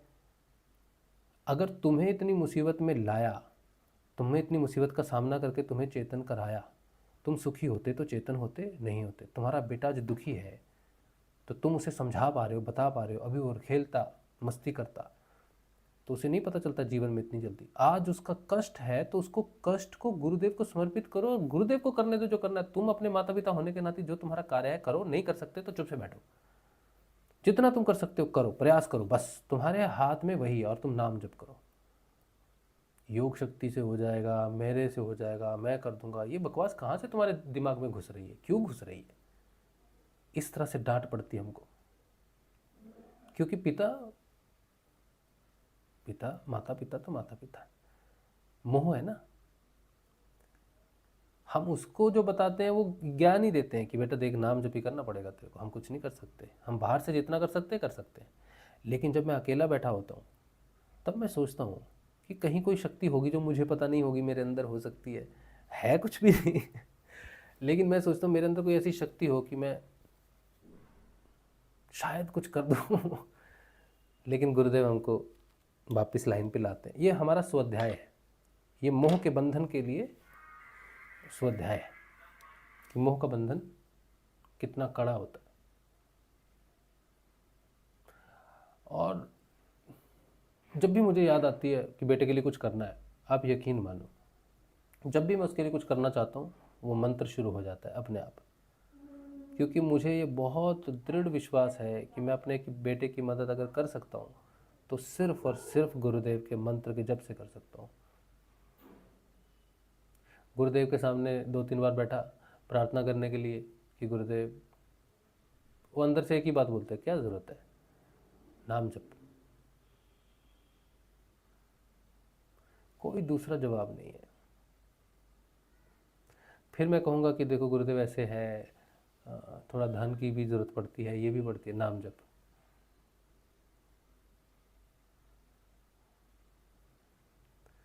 कोई दूसरा आंसर ही नहीं है गुरु जी के पास। कहते हैं तेरी सारी समस्याओं का समाधान नाम का जप है, जो होना है जो करना है तो उस नाम को पकड़ बस। तो मेरे अंदर फिर प्रश्न आता है कि मैं तो नाम नहीं जपता, क्योंकि मैं तो नाद ध्यान में जब प्रवेश किया, नाम जप से याद रख के नाम जपने से तो हमारी छुट्टी है जब आज आप काम कर रहे हैं। फिर भी मेरे मन में प्रश्न आता है कि नाम जप जो मैं कर रहा हूँ गुरु जी, ये जो मैं नाम जप करूँगा, हालांकि मेरी साधना तो ऑटो मोड पर चल रही है, आप चला रहे हो, हमें तो साक्षात्कार करना है आगे, तो ये जो नाम जप करूँगा इसका क्या फल है? तो बोलते फल तो कुछ भी नहीं है, इस नाम जप का कोई फल थोड़ी है, ये तो फलों को नष्ट करने वाला नाम जप है। लेकिन भौतिक संसार में इस संसार की रचना शब्द से हुई है। तो ये भौतिक संसार शब्द प्रधान है। तो भौतिक जीवन में जो कोई समस्याएं, कुछ समय ऐसा आता है कि जब तुम्हें समस्या है तो उस नाम जप से तुम्हें भौतिक जीवन में सुदृढ़ता मिलेगी।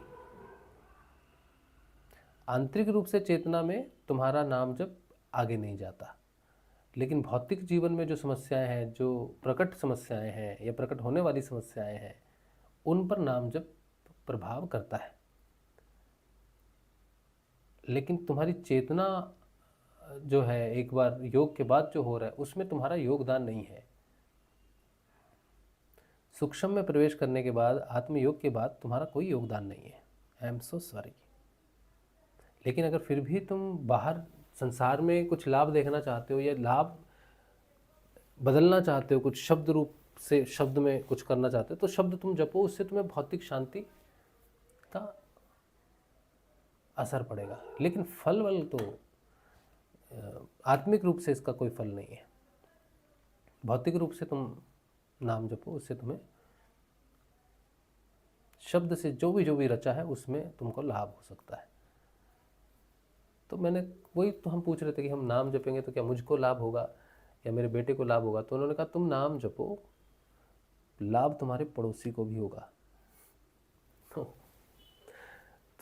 बहुत सारे लोग पूछते हैं कि हम अपने बेटे के लिए नाम जपें या बेटी के लिए जपें। तो मैंने भी गुरुदेव से पूछा, मैंने कहा हम नाम जपेंगे तो क्या इससे क्या होता है। बोला तुम्हारी समस्या क्या है, भौतिक संसार तुम्हारा है ना, वो उसमें आते ना, वो समस्या का कारण बन रहे हैं ना। तुम नाम जपो, तुम्हारी समस्या का समाधान होगा। और जब तुम्हारी कोई समस्या ही नहीं रहेगी तो किसको क्या लाभ हो रहा है, इससे तुमको क्या लेना देना। तुम नाम जपो, तुम्हारे पड़ोसी में परिवर्तन हो रहा है, इससे तुम्हारा कोई लेना देना नहीं है। तुम्हारे लिए शांति प्रकट होगी। तुम नाम जपो, तुम्हारे लिए शांति प्रकट होगी। अगर तुम अशांत हो कि तुम्हारी बीवी बीमार है, तुम्हारा पिता बीमार है, तुम्हारा बेटा बीमार हो, ये तुम्हारी अशांति का कारण है, तो तुम्हारी अशांति के कारण पर कार्य हुआ। वो किस पर कार्य होता है, वो कैसे होता है, ठीक क्या होता है, लेकिन तुम्हारी समस्या, तुम्हें लाभ होगा तुम्हारे नाम जप का। तो उसका जो कारण है वो कारण में बदलाव होगा। मतलब मैं नाम जप करूँगा तो डायरेक्ट अपने बेटे के लिए करूँगा ऐसे सोचने की ज़रूरत नहीं है, अपनी बेटी के लिए करूँगा ऐसे सोचने की ज़रूरत नहीं है, किसी के लिए करने की ज़रूरत नहीं है। तुम नाम जप के लिए करो, तो इससे तुम्हारी समस्या का समाधान होगा। अब वो तुम्हारी समस्या तुम्हारी बेटी है, तुम्हारा बेटा है, तुम्हारा पति है, तुम्हारी पत्नी है, कोई भी है, उससे तुम्हारा कोई लेना देना नहीं।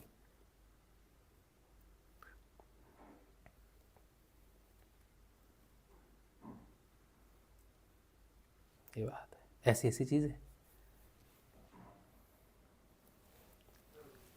तो ये बात है, ठीक है। चलो, तो ये बात है।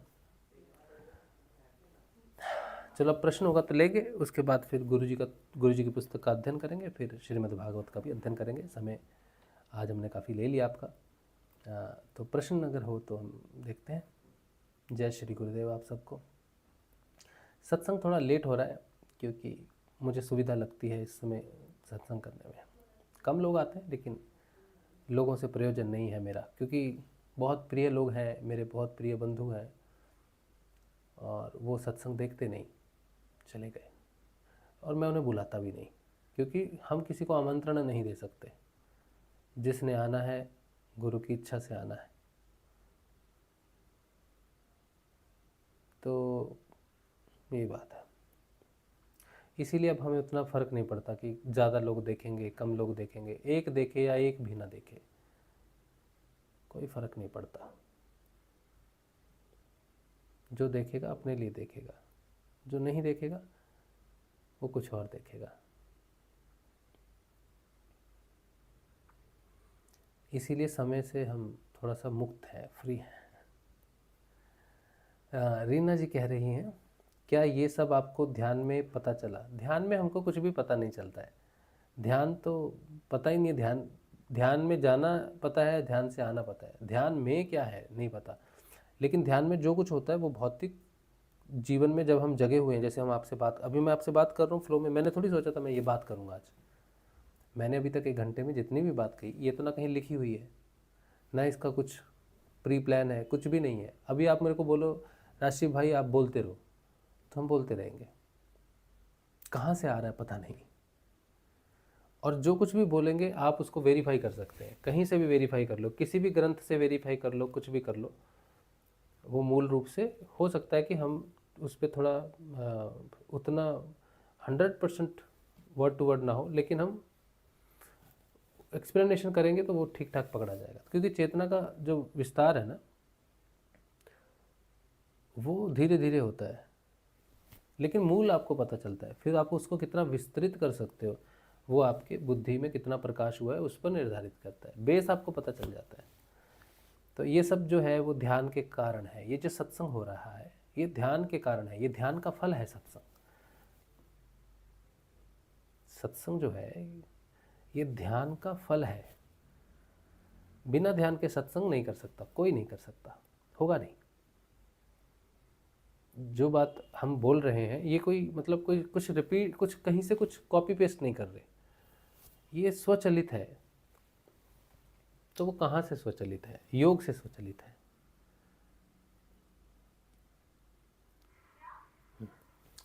अच्छा, रीना कह रही हैं आप कितने घंटे नाम जपते थे? पहले 5 वर्ष जब मैंने, योग से पहले की बात है, जब तक मुझे योग नहीं हुआ तब तक तो मैंने बहुत नाम जपा है। हर समय नाम जपता था मैं, जितना संभव हो उतना नाम जपता था, बहुत नाम जपता था। दिन में 2 घंटे ऑफिस जाने में लगते थे, 2 घंटे ऑफिस से आने में लगते थे, तो वो तो मूल रूप से रहता था। उसके बाद मैं घर में वॉकिंग करता था, खाने के बाद, खाने से पहले चलना, तो चलते चलते कदमों की रिदम के साथ मैं करता था।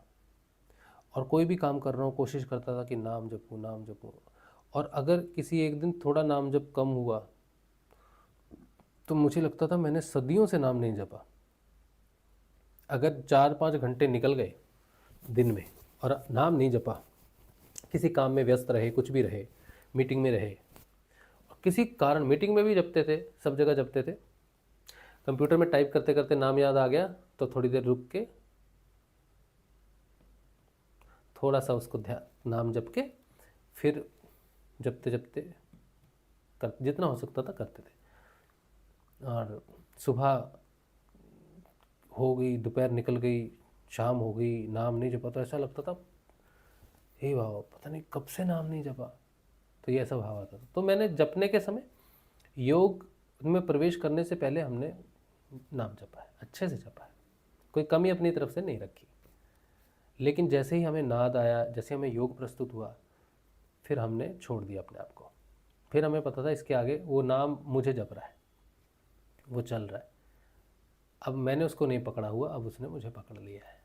फिर हम थोड़े निश्चिंत हो गए, फिर हमने नाम नहीं जपा। 2019 के बाद मैंने याद करके नाम नहीं जपा। लेकिन जब मैं बहुत बीमार हो जाता हूँ या बहुत कोई चिंता का विषय होता है, जैसे बेटा बीमार है अभी बहुत, तो उसका विषय है, तो अब मैं नाम, मेरे को नाम अभी भी मैं उसके बारे में सोचता हूँ, नाम जपने बारे में नहीं सोचता, उसके बारे में सोचता हूँ तो नाम जप शुरू होता है।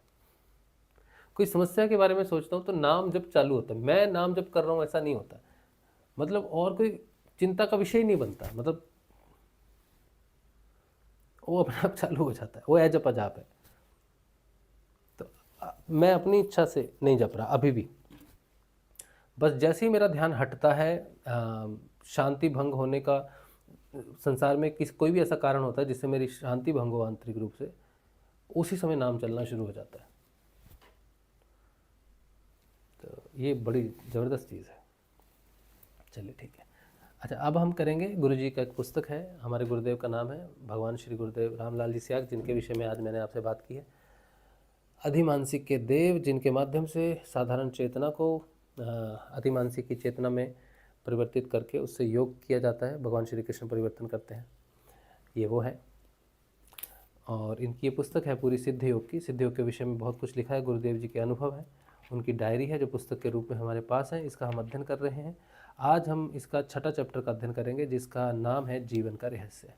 2 जुलाई 2003 बीकानेर में गुरु भगवान ने ऐसा लिखा। कहते हैं, मैं चेतना के सर्वोच्च शिखर से अर्थात असीम ऊंचाई से नीचे की तरफ छिटका। एक 8-9 माह के बालक के रूप में ऊपर की तरफ मुंह किए हुए बहुत लंबे समय तक नीचे की तरफ चलता रहा। निरंतर एक भय लगा रहा था कि ज़मीन पर गिरते ही हड्डी पसली चूर चूर हो जाएगी। इसलिए दोनों हाथ पैरों को सिकोड़ कर दम साधे मौत के क्षण का इंतजार करता रहा। अचानक पाया कि मैं गुलाबी फूलों के ऊपर जा गिरा। ऐसा लगा कि असीम वेग के साथ नीचे आते आते वेग धीरे धीरे शांत हो गया और मैं ऊपर की तरफ मुंह किए हुए ही गुलाबी फूलों पर अधर से लेट गया।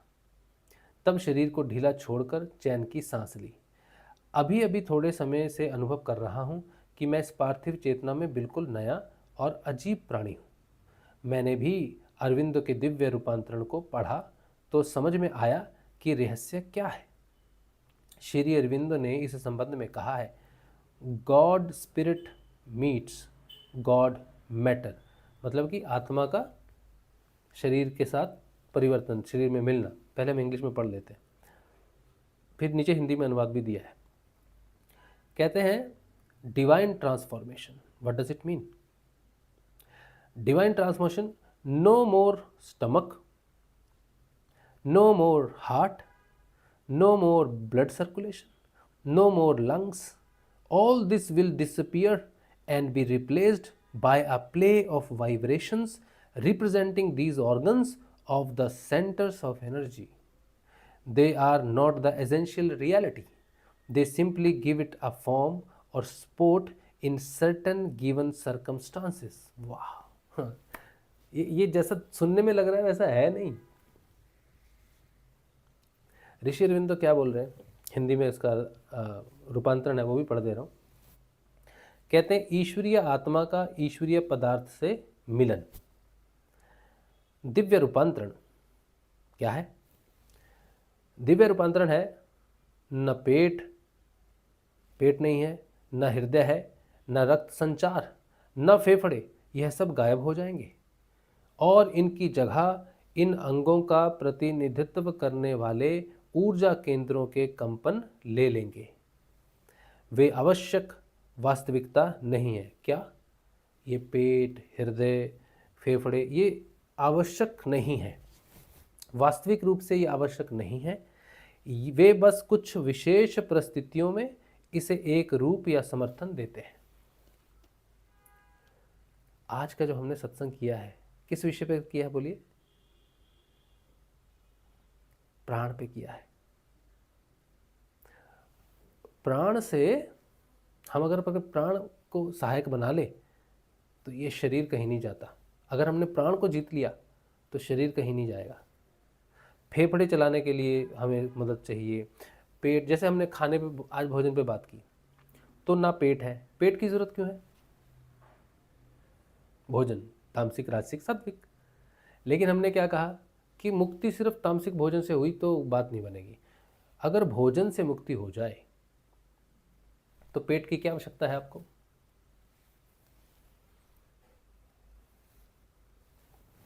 आज हम पेट की तरफ इशारा करके देखते हैं, अरे मेरा पेट खराब है, अरे मेरे पेट में गैस है। क्यों है? अरे मेरे पेट में भूख लगी, अरे मेरे पेट में चूहे कूद रहे हैं। तो पेट का सीधा संबंध भोजन से है। तो इसका मतलब है न पेट है, इसका मतलब है भोजन की जरूरत नहीं पड़ेगी। हम अगर सोचे कि हमारा जो शरीर है इसमें पेट निकाल दोगे तो शरीर का तो ढांचा खराब हो जाएगा। पेट अपनी जगह रहेगा, आपको पेट की व्यवस्था का इंतजाम नहीं करना पड़ेगा। भोजन से मुक्ति। ना हृदय है। हृदय का काम क्या है? हृदय का काम है ब्लड सर्कुलेशन, ऑक्सीजन। अब हृदय को हमें जीवित रहने के लिए हृदय पर डिपेंड नहीं करना है। हृदय वो जो सांस ले रहे हैं या फिर जो भी जैसे भी सिस्टम है जीवित रहने के लिए हृदय काम है, उसकी ज़रूरत नहीं है। वो है, वो चल रहा है, लेकिन हम उसके रुक जाने से मरेंगे नहीं। हृदय घात नहीं होगा, हृदय की समस्या नहीं है।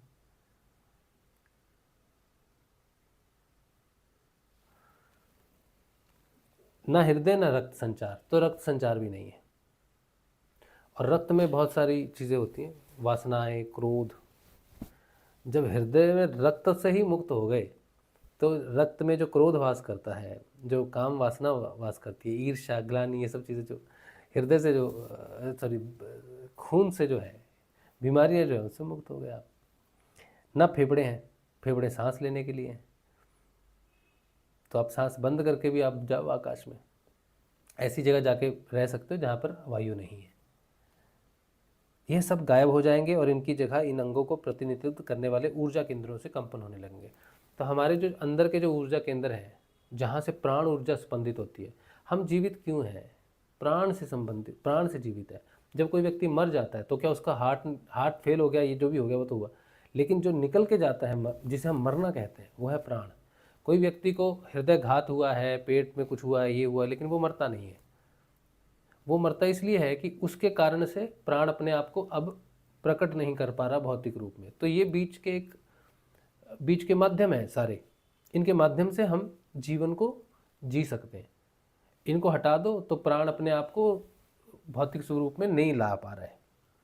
लेकिन जब दिव्य रूपांतरण हो जाएगा शरीर में, इस मैटर में ईश्वरीय चेतना आ जाएगी, जैसे लिखा ना, ईश्वरीय आत्मा का ईश्वरीय पदार्थ से मिलन, तो मेरे शरीर के साथ अगर वो चेतना का मिलन हो जाता है, वो शरीर में अगर वो कृष्ण उतर आता है, तो शरीर को चलाने के लिए ये जो बीच में प्राण और शरीर के बीच में ये जो माध्यम था, गुर्दे, फेफड़े, ये सब थे, जब कृष्ण स्वयं शरीर को चला रहा है अपनी ऊर्जा से, तब हृदय फेल से कोई मरेगा नहीं, फेफड़े की कोई बीमारी नहीं है, भूख प्यास ये तामसिक भोजन इससे ज़रूरत नहीं है, कहीं भी ट्रैवल कर सकते हैं, कहीं भी रह सकते हैं, उम्र बुढ़ापा कुछ भी नहीं है।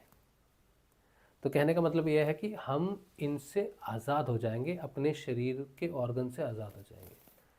प्राण पर शरीर चलेगा, प्राण ऊर्जा पर शरीर चलेगा, जिसकी आज हमने पहले 1 घंटे में बात की है बहुत विस्तार से। देखो कितना अद्भुत संयोग है, संयोग नहीं है, गुरु कृपा है या गुरु जी की प्लानिंग है जो सत्संग करते हैं, कि आज 1 घंटे पर हमने ये पढ़ना था, मुझे मालूम थोड़ी है, प्राण पर हमने काम की कि प्राण हमें कैसे बदल देता है। की थी ना बात, जिसने पूरा सत्संग देखा हो गया, देखो वही चीज़ है यहाँ पर, प्राण पर जीवन चलेगा और आत्म जागृत व्यक्ति हैं जो प्राण पर जीवन जिएंगे। क्योंकि प्राण को जागृत, मैंने कहा ना, प्राण के लिए आपको आत्मा रूप में जाना पड़ेगा, आत्म रूप से जागृत होना पड़ेगा। ईड़ा पिंगला से नहीं हो सकता काम, सुषुम्ना से होगा। ईड़ा पिंगला रुक भी जाए तो सुषुम्ना प्राण प्रदान करती रहेगी, और वो प्राण हमें बाहर से प्राप्त नहीं होता है, आंतरिक है, अंदर है, जिसकी वजह से बाहर का प्राण अंदर बाहर जाता है, इधर उधर रक्त भोजन को लेके जाता है। लेकिन अंदर का प्राण अगर अपना काम संभाल ले तो वो बाहर के प्राण को रक्त संचार, ये सब की, भोजन की, ये सारी चीज़ों की ज़रूरत नहीं है उसको करने की। कितना सुंदर है, यही बात हुई ना आज। किसी ने मुझसे पूछा था कि आपको गुरुजी का आदेश हुआ है सत्संग करने के लिए, तो हमने हमेशा कहा कि नहीं, हमको कोई आदेश नहीं हुआ। आज हम बैठे थे बाथरूम में, तो मैं सोच रहा था कि गुरुदेव, क्या ये सत्संग का क्या मैटर है, सत्संग क्या मुझे, मैं क्या अपनी इच्छा से चला रहा हूँ? तो फिर डांट पड़ी मुझे, बोले अच्छा तो बड़ा महान व्यक्ति है, अपनी इच्छा से सत्संग चल रहा है, तेरी इच्छा से सत्संग चल रहा है। हमने कहा नहीं, हमें गलत फहमी हो गई है, गलत फहमी हो गई है कि हमको ये कार्य दिया गया है। लोग हमसे कहते हैं, मेरी पत्नी कहती है, लोग कहते हैं, तो मुझे लग रहा है कि क्या पता वो सच हो, कि मुझे गलत फहमी है कि सत्संग ही मेरे जीवन का उद्देश्य है। हो सकता है कहीं कहीं तुक्का लग गया हो, कहीं हो रहा हो, तो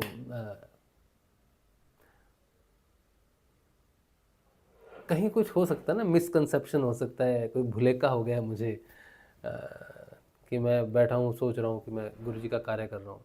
तो आप ना मेरा ये बुलबुला फोड़ दो, हमको आप बता दो रियलिटी क्या है, हम धोखे में नहीं रहने चाहते, कभी जीवन नष्ट हो जाएगा गुरुजी। तो गुरुजी ने कहा बेटा संभव ही नहीं है,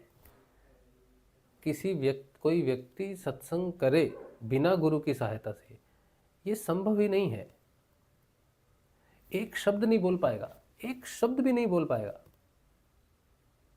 शब्द बोलने की तो बात की बात है, समय ही नहीं, तुझे बैठने ही नहीं देगा, तुझे जीवन तुझे सत्संग आसन पर बैठने ही नहीं देगा, गुरु नहीं है तो।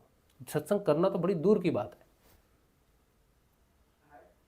पुस्तकों का अध्ययन करके बैठो, बाहर से जो समझना है समझो। बाहर से तुम जितना प्रयास कर सकते हो उसको सत्संग कहो तो कहो, लेकिन सत्संग बाहर के प्रयास से तो होता नहीं। सत्संग आंतरिक रूप से घटना घटती है, उसके लिए किसी पुस्तक की जरूरत नहीं है। पुस्तक तो रेफरेंसेस है। बाहर से जाना हुआ बोलना सत्संग नहीं है, बोला हुआ जो लिखा जाए वो सत्संग है। तो तू क्या जानता है क्या है? तो देखो देखो आज का सत्संग पहला 1 घंटा जिस विषय पर बात हुई है वही विषय मूल है आगामी मानव जाति के परिवर्तन का। ऊर्जा केंद्रों को जागृत कर देना, प्राण को जागृत कर देना अंदर से। प्राण पर कंट्रोल करके प्राण से कार्य नहीं लेना हट की तरह, बल्कि प्राण को सरेंडर करके कहना कि हे प्राण तू चला, तो चला रहा है। और उसी पर हमने भोजन पर भी बात की थी, सब चीज़ों पर बात की थी। बिल्कुल उसी चीज़ को 4 लाइनों में समेट दिया है ऋषि अरविंदो ने, गुरु भगवान ने उसके अध्ययन में हमें बता दिया। तो ये तब मुझे सांस मिलता है कि ठीक है, जैसे भी चल रहे हैं, गिर पड़ के उठ पड़ के जैसे भी चल रहे हैं, गुरु जी हमें चला रहे हैं, तो हमें कोई भ्रम नहीं है। तो हमारा भ्रम का बुलबुला तोड़ दिया, फोड़ दिया कि भ्रम नहीं है सत्संग। और ऐसा नहीं है कि हमें समझ में आ गई है ये बात, नहीं नहीं, हमें समझ में नहीं आई। हमें ये भ्रम होता रहेगा बार बार। जब जब जीवन में कष्ट आएंगे, जब जब हम त्रासदी में फंसेंगे, जब जब हम परीक्षाओं में जाएंगे, तब तब हमको डाउट होगा, अपने आप पर डाउट होगा कि क्या ये सच है, क्या ये सच है। फिर बार बार कसौटी पर परखेंगे गुरुदेव, बार बार अपना प्रत्यक्ष अनुभूति देंगे कि मेरे बिना तू ये कैसे बोल पाया, कैसे जान पाया, तू तो नहीं जानता था। और मैं जानता हूँ कि मैं नहीं जानता था मैं जानता हूँ कि मैं नहीं जानता था, लेकिन अब जानता हूँ। तो किसने जनाया? वही गुरु है। चलिए इसके आगे क्या कहते हैं। सन 1968 से 59 तक, 1968 से 1969 में मैंने 1.25 लाख गायत्री मंत्रों का अनुष्ठान कर हर मंत्र के साथ स्वाहा के साथ हवन कुंड में आहुतियां देकर किया था। इसके बाद मुझे ध्यान के दौरान मेरे शरीर में दूधिया प्रकाश का सफ़ेद दिव्य प्रकाश दिखाई दिया। इस प्रकाश से मुझे असीम शांति का अनुभव हुआ। उस समय मुझे भी विचार आया था कि मेरे अंदर यह प्रकाश कैसा? लीवर, तिल्ली, फेफड़े, हार्ट आदि कोई भी अंग दिखाई नहीं दे रहा है। जब मैंने इन अंगों को देखने का प्रयास किया तो उस प्रकाश में मुझे भंवरे की गुंजन की ध्वनि सुनाई दी। जब मैं आवाज़ के केंद्र बिंदु तक पहुंचा तो पाया कि वह तो गायत्री मंत्र की ध्वनि थी, जो मेरी नाभि के अंतर में से निरंतर निकल रही थी। तो ये गुरुदेव जी का भौतिक रूप में जो गुरुजी ने साक्षात्कार किया कि उन्होंने देखा कि उनके शरीर में कोई अंग नहीं है। हम तो ये बोल रहे हैं कि अंगों को चलाने की ज़रूरत नहीं है। मैंने जो अभी तक बोला कि अंगों को चलाने की ज़रूरत नहीं है, वो चल रहे हैं, ठीक अपनी जगह चल रही है, लेकिन उन पर हम निर्भर नहीं है। लेकिन गुरुदेव ने अपने अनुभव से क्या बताया है कि अंग है ही नहीं, अंग दिख ही नहीं रहे मनुष्य शरीर में। अब सोचने वाली ये बात है कि मनुष्य का शरीर अंगों की वजह से एक शेप में आता है। इसीलिए मैंने कहा कि शेप नहीं रहेगी, पेट की शेप है, इन चीज़ों की शेप एक है, क्योंकि हमारे नाड़ियाँ, तंत्र मंत्र, ये सब हड्डियाँ हैं, ये सब शरीर तो शरीर चल रहा है ना। किसी का मुंह लाल है, किसी का थोड़ा कम लाल है, किसी का येलो है, तो वो खून की वजह से, ज़्यादा कम की वजह से, ठीक है। तो वो शरीर की एक रचना के हिसाब से हड्डियाँ, मांस, ये सब हमारे शरीर बना है ना उससे। तो हमने उस हिसाब से बोला कि इनको चलाने के लिए बाहर की किसी ज़रूरत नहीं है, ये डायरेक्ट चलेंगे, प्राण ऊर्जा से चलेंगे। ईंधन बदल गया मतलब, ये मैंने बोला। लेकिन गुरुदेव ने एक और चीज़ साथ में बोली है कि उन्होंने जब देखा कि उनके अंदर जो प्रकाश हुआ है उनको कुछ भी दिखाई नहीं दे रहा है, कोई ऑर्गन नहीं है। इसके 2 संकेत हो सकते हैं, ठीक है। ये नहीं कि हमें अपने अंदर चीड़ के काट के कोई देखे, डॉक्टर जब काटेगा कहेगा देखे अंदर का प्रकाश, और उसने काटा और देखा। जैसे गुरुदेव जी का ऑपरेशन हुआ था, आपको मालूम है, गुरुदेव जी का वॉइस बॉक्स निकाल दिया गया था 2014 में, शायद 15 के बाद। गुरुदेव को वॉइस, गुरुदेव बात नहीं कर पाए। फिर गुरुदेव व्हील चेयर पर रहते थे, पेशाब की नली लगी हुई थी। तो जब डॉक्टर ने गुरुदेव जी को यहाँ पर काटा होगा, चीरा लगाया होगा, तो अंदर से जो गुरु जी का वॉइस बॉक्स है जिससे उन्होंने संजीवनी मंत्र दिया, और देखो कलयुग ने उनका वॉइस बॉक्स ही निकाल दिया। लेकिन वो भूल गया कि अब गुरुदेव कितने लोगों के अंदर से बोलेंगे। 2009 में गुरुदेव ने कह दी ना, बोलो तुम मंत्र, तुम बोल के बताओ, मैं बोलूँगा। ये बात सहन नहीं हुई कलयुग से, उन्होंने उनका वॉइस बॉक्स ही निकाल दिया। तो गुरुदेव ने बोला निकाल ले वॉइस बॉक्स, अब मुझे इसकी ज़रूरत नहीं है। अब तो मेरा शिष्य भी बोलेंगे तो मैं उनके माध्यम से बोलूँगा, अब मेरा शिष्य ही मेरा गला है, तुम इसका वॉइस बॉक्स निकालो। तो गुरुदेव, मैं कहने की बात यह है कि गुरुदेव को जब उन्होंने वॉइस बॉक्स निकाला होगा, यहाँ चीरा लगाया होगा, तो अंदर में क्या डॉक्टर को प्रकाश दिखा होगा? जो गुरुदेव जी ने अपने शरीर के अंदर प्रकाश देखा 1969 की 1 जनवरी को, क्या वो प्रकाश डॉक्टर को दिखा होगा? नहीं दिखा होगा, नहीं दिख सकता, उसको ऑर्गन ही दिखा होगा। लेकिन गुरुजी तो कहते हैं मेरे अंदर वो ऑर्गन नहीं है, मेरा तो रूपांतरण हो गया प्रकाश में। लेकिन डॉक्टर को क्यों नहीं दिख रहा वो रूपांतरण? तो इसका दूसरा अर्थ ये हो सकता है कि हम, गुरुजी ने वो देखा जो अब संचालित करेगा। गुरुदेव ने उस प्राण का साक्षात्कार कर लिया, उस प्रकाश का, उस सत्य का साक्षात्कार कर लिया कि ये है। लेकिन भौतिक रूप से अगर उसे देखा जाएगा तो वो डॉक्टर को नहीं दिखेगा, क्योंकि वो दिव्य है, उसका दर्शन उसी को होगा जो जिसके अंदर है। लेकिन बाहर वाले को शरीर ही नजर आएगा काट पीट के। तो ये बात होने से फिर हमारी बात जो है कि इनको बाहर से सपोर्ट की जरूरत नहीं है, चलेंगे उस प्रकाश से जो गुरुदेव जी ने देखा। लेकिन काट के देखने से वो प्रकाश आपके अंदर नहीं मिलेगा, हार्ट, फेफड़े, गुर्दे, तिल्ली, यही मिलेगा। ठीक है, तो ऐसा समझना चाहिए हमको। अगर फिर भी हम गलत समझ रहे हैं तो हम तो गलतियों के पुतले हैं, और हमें गलती करने में कोई शर्म नहीं है। हम तो वैज्ञानिक हैं, हम तो खोज कर रहे हैं, अपने अंदर की खोज कर रहे हैं। ठीक है, तो खोज में कोई बीच में कुछ होता भी है, समस्या होती भी है, तो इसमें कोई बुरी बात नहीं है। सुधार संभव है तो हम सुधार को नमस्कार करते हैं। ठीक है,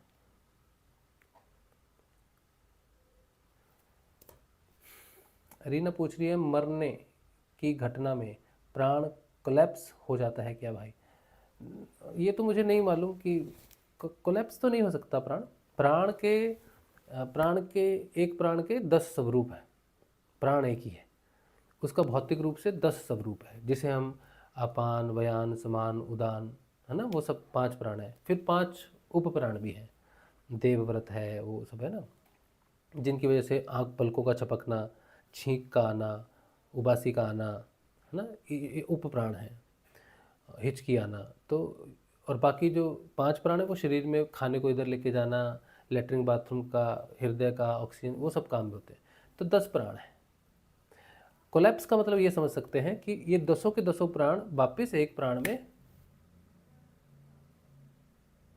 सिमट जाते हैं। इस हिसाब से आप बोल सकते हो कि वो 10 प्राण, और वो प्राण एक साथ नहीं निकलते। अभी डॉक्टर को अगर पूछेंगे तो वो बताएगा कि पहले कौन सी वायु निकलती है, फिर कहाँ। तो 4 घंटे लगते हैं, जहाँ तक हमको थोड़ी नॉलेज है। 4 घंटे लगते हैं व्यक्ति को। 4 घंटे, अगर मृत्यु मर भी जाता है तो उसको 4 घंटे तक रखते हैं। 4 घंटे से पहले उसको नहीं जलाना चाहिए, क्योंकि इसकी संभावना है पुनर्जीवित होने की। जैसे ये थे ना, शंकराचार्य थे, तो उनको प्रश्न आया ये कि आप संभोग के बारे में कुछ बताओ। तो बोले मैं तो ब्रह्मचारी हूँ, मुझे क्या पता स्त्री का सुख। तो बोला ठीक है, 3 महीने का हमें समय दीजिए, हम इसका अनुभव लेके आएंगे और फिर हम आपसे वार्तालाप करेंगे इसके बारे में, ज्ञान चर्चा। तो शंकराचार्य ने समाधि के माध्यम से अपने प्राण को, एक राजा था वो मर गया था, उस राजा को मरे हुए उतना समय नहीं हुआ था कि उसका वो जो प्राण निकलने से पूरा शरीर स्थिर हो जाता, वो था। तो उसमें वो प्रवेश कर गए अपने प्राण से, तो बाकी के सारे प्राण सुव्यवस्थित हो गए। फिर जब उन्होंने अपना मूल प्राण निकाला, अपने शरीर को इधर योग अवस्था में रखा हुआ था, और फिर इसमें प्रवेश किया, तो उधर राजा 4 घंटे बाद वापस निकलने के बाद, तो 4 घंटे के बीच में योग एक शरीर में प्रवेश आने की संभावना है। तो वो सारे प्राण धीरे धीरे निकलते हैं। लेकिन जो अति प्राण है, जो अति मानसिक प्राण है, उसको 3 दिन लगते हैं निकलने में। तो आज अगर कोई मनुष्य मरता है तो उसको 4 घंटे के बाद ही जलाएंगे। लेकिन किसी का दिव्य रूपांतरण हो जाए तो फिर उसको वो 3 दिन तक नहीं जला सकेंगे, क्योंकि अति मानसिक जो प्राण है उसको निकलने में 3 दिन लगते हैं। ऋषि अरविंदो की जब शरीर छोड़ा उन्होंने 5 दिसंबर को, तो 3 दिन तक उनके शरीर से नीली आभा रूम में प्रकट रही। तो जब तक वो अति प्राण था, अति मानसिक का वो चेतना थी प्राण की, तब तक वो रूम में नीली आभा रही, तब तक उनको नहीं, मतलब अग्नि नहीं दी गई या समाधि जो भी था।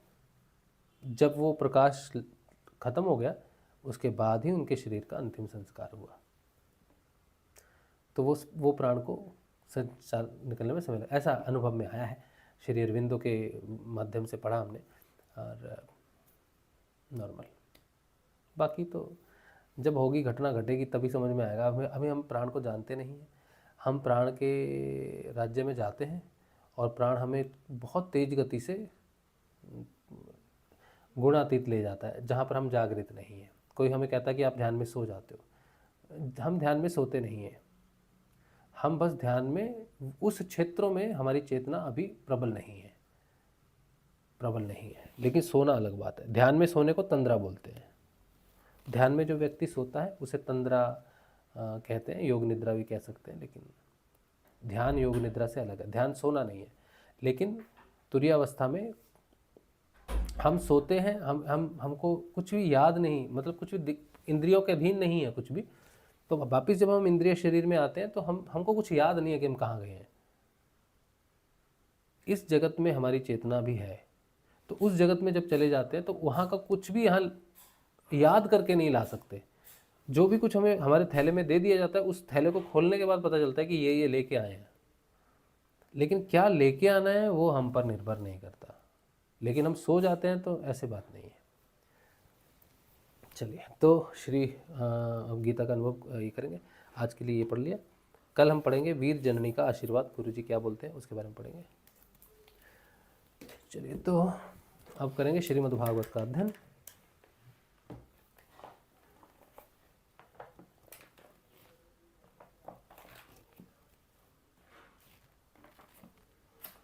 आज बहुत देर हो गई ना, बहुत देर हो गई। वैसे तो हम सोचे थे आधा घंटा, कल भी हमने किया था। बच्चे की तबीयत ठीक नहीं है तो ज़्यादा समय हम उसके पास ही बैठे रहते हैं, उसको जो सहूलत हो। आज भी हमने सोचा था आधे घंटे में सत्संग कर लेंगे, लेकिन 1.5 घंटा हो गया अभी तो ये गुरुजी बता रहे हैं कि तू तो आधा घंटा सोच के आया था।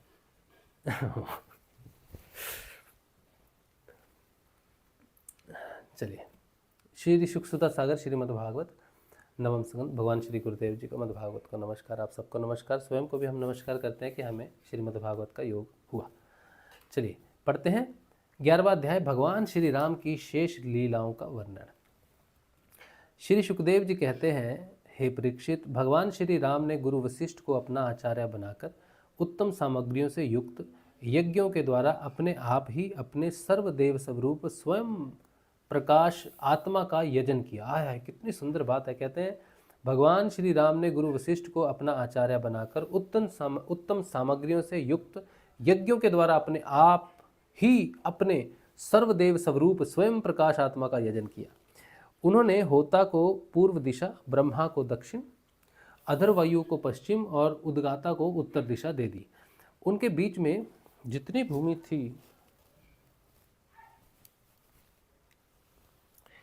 उनके बीच में जितनी भूमि बच रही थी वह उन्होंने आचार्य को दे दी। उनका यह निश्चय था कि संपूर्ण भूमंडल का एकमात्र अधिकारी निस्पृह ब्राह्मण ही है।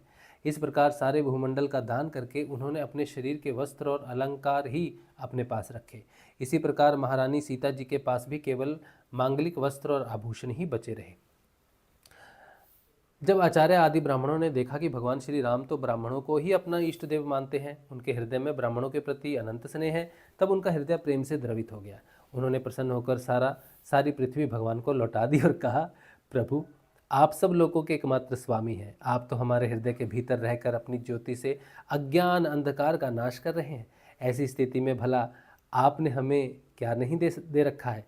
आपका ज्ञान अनंत है। पवित्र कीर्ति वाले पुरुषों में आप सर्वश्रेष्ठ हैं। उन महात्माओं को जो किसी को किसी प्रकार की पीड़ा नहीं पहुंचाते, आपने अपने चरण कमल दे रखे हैं। ऐसा होने पर भी आप ब्राह्मणों को अपना इष्ट देव मानते हैं। भगवान आपके इस राम रूप को हम नमस्कार करते हैं। हे परीक्षित, एक बार अपनी प्रजा की स्थिति जानने के लिए भगवान श्री राम जी रात के समय छिपकर बिना किसी को बतलाए घूम रहे थे। उस समय उन्होंने किसी की यह बात सुनी। वह अपनी पत्नी से कह रहा था, अरे तू दुष्ट और उल्टा है, तू पराए घर में रह आई है। स्त्री लोभी राम भले ही सीता को रख ले, परंतु मैं तुझे फिर नहीं रख सकता। सचमुच सब लोगों को प्रसन्न रखना टेढ़ी खीर है, क्योंकि मूर्खों की तो कभी कमी नहीं है। जब भगवान श्री राम ने बहुतों के मुख से ऐसी बात सुनी तो वे लोग आप अपवाद से कुछ भयभीत से हो गए। उन्होंने श्री सीता जी का परित्याग कर दिया और वे वाल्मीकि मुनि के आश्रम में रहने लगी। सीता जी उस समय गर्भवती थीं। समय आने पर उन्होंने एक साथ ही 2 पुत्र उत्पन्न किए। उनके नाम हुए कुश और लव। वाल्मीकि मुनि ने उनके जात कर्मादि संस्कार किए। लक्ष्मण जी के 2 पुत्र हुए, अंगद और चित्रकेतु। हे परीक्षित, इस प्रकार भरत जी के भी 2 पुत्र हुए, तक्ष और पुष्कल, तथा शत्रुघ्न के भी 2 पुत्र हुए, सुबाहु और श्रुतसेन। भरत जी ने दिग्विजय में करोड़ों गंधर्वों का संहार किया। उन्होंने उनका सब धन लाकर अपने बड़े भाई भगवान श्री राम की सेवा में निवेदन किया। शत्रुघ्न जी ने मधुवन में मधु के पुत्र लवन नामक राक्षस को मारकर वहाँ मथुरा नाम की पुरी बसाई। भगवान श्री शत्रुघ्न जी ने मधुवन में मधु के पुत्र लवन नामक राक्षस को मारकर वहाँ मथुरा नाम की पुरी बसाई। भगवान श्री राम के द्वारा निर्वासित सीता जी ने अपने पुत्रों को वाल्मीकि जी के हाथों में सौंप दिया और भगवान श्री राम के चरण कमलों का ध्यान करती हुई वे पृथ्वी देवी के लोक में चली गईं। यह समाचार सुनकर भगवान श्री राम ने अपने शोकावेश को बुद्धि के द्वारा रोकना चाहा, परंतु परम समर्थ होने पर भी वे उसे रोक न सके, क्योंकि उन्हें जानकी जी से पवित्र गुण बार बार स्मरण हो आया करते थे। परीक्षित, यह स्त्री और पुरुष का संबंध सब कहीं इसी प्रकार दुख का कारण है। यह बात बड़े बड़े समर्थ लोगों के विषय में भी ऐसे ही है। फिर गृहस्थ विषयी पुरुष के संबंध में तो कहना ही क्या है। इसके बाद भगवान श्री राम ने ब्रह्मचर्या धारण करके 13,000 वर्ष तक अखंड रूप से अग्निहोत्र किया। इसके बाद भगवान श्री राम ने ब्रह्मचर्या धारण करके 13,000 वर्ष तक अखंड रूप से अग्निहोत्र किया। तदंतर अपना स्मरण करने वाले भक्तों के हृदय में अपने उन चरण कमलों को स्थापित करके जो दंड कवन के कोटों से बिंध गए थे, अपने स्वयं प्रकाश परम ज्योतिर्मय धाम में चले गए। हे परीक्षित, भगवान के समान प्रतापशाली और कोई नहीं है, फिर उनसे बढ़कर तो हो ही कैसे सकता है। उन्होंने देवताओं की प्रार्थना से ही यह लीला विग्रह धारण किया था। ऐसी स्थिति में रघुवंश शिरोमणि भगवान श्री राम के लिए यह कोई बड़े गौरव की बात नहीं है कि उन्होंने अस्त्र शस्त्रों से राक्षसों को मार डाला या समुद्र पुल बांध दिया। भला उन्हें शत्रुओं को मारने के लिए बंदरों की सहायता की क्या आवश्यकता थी। यह सब उनकी लीला ही है। भगवान श्री राम का निर्मल यश समस्त पापों को नष्ट कर देने वाला है। वह इतना फैल गया है कि दिग्गजों का श्यामल शरीर भी उसकी उज्ज्वलता से चमक उठता है। आज भी बड़े बड़े ऋषि महर्षि राजाओं की सभा में उसका गान करते रहते हैं। स्वर्ग के देवता और पृथ्वी के नरपति अपने कामनीय किरीटों से उनके चरण कमलों की सेवा करते रहते हैं। वे उन्हीं रघुवंश शिरोमणि भगवान श्री रामचंद्र की शरण ग्रहण करता हूँ। मैं उन्हीं श्री रघुवंश शिरोमणि भगवान श्री रामचंद्र की शरण ग्रहण करता हूँ, जिन्होंने भगवान श्री राम का दर्शन और स्पर्श किया, उनका सहवास अथवा अनुगमन किया। वे सब के सब तथा कौशल देश के निवासी भी उसी लोक में गए जहाँ बड़े बड़े योगी योग साधना के द्वारा जाते हैं। जो पुरुष अपने कानों से भगवान श्री राम का चरित्र सुनता है, उसे सरलता, कोमलता आदि गुणों की प्राप्ति होती है।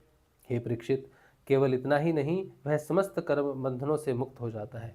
राजा परीक्षित ने पूछा, भगवान श्री राम स्वयं अपने भाइयों के साथ जिस प्रकार का व्यवहार करते थे तथा भरत आदि भाई, प्रजाजन और अयोध्यावासी भगवान श्री राम के प्रति कैसा बर्ताव करते थे, ये बताइए।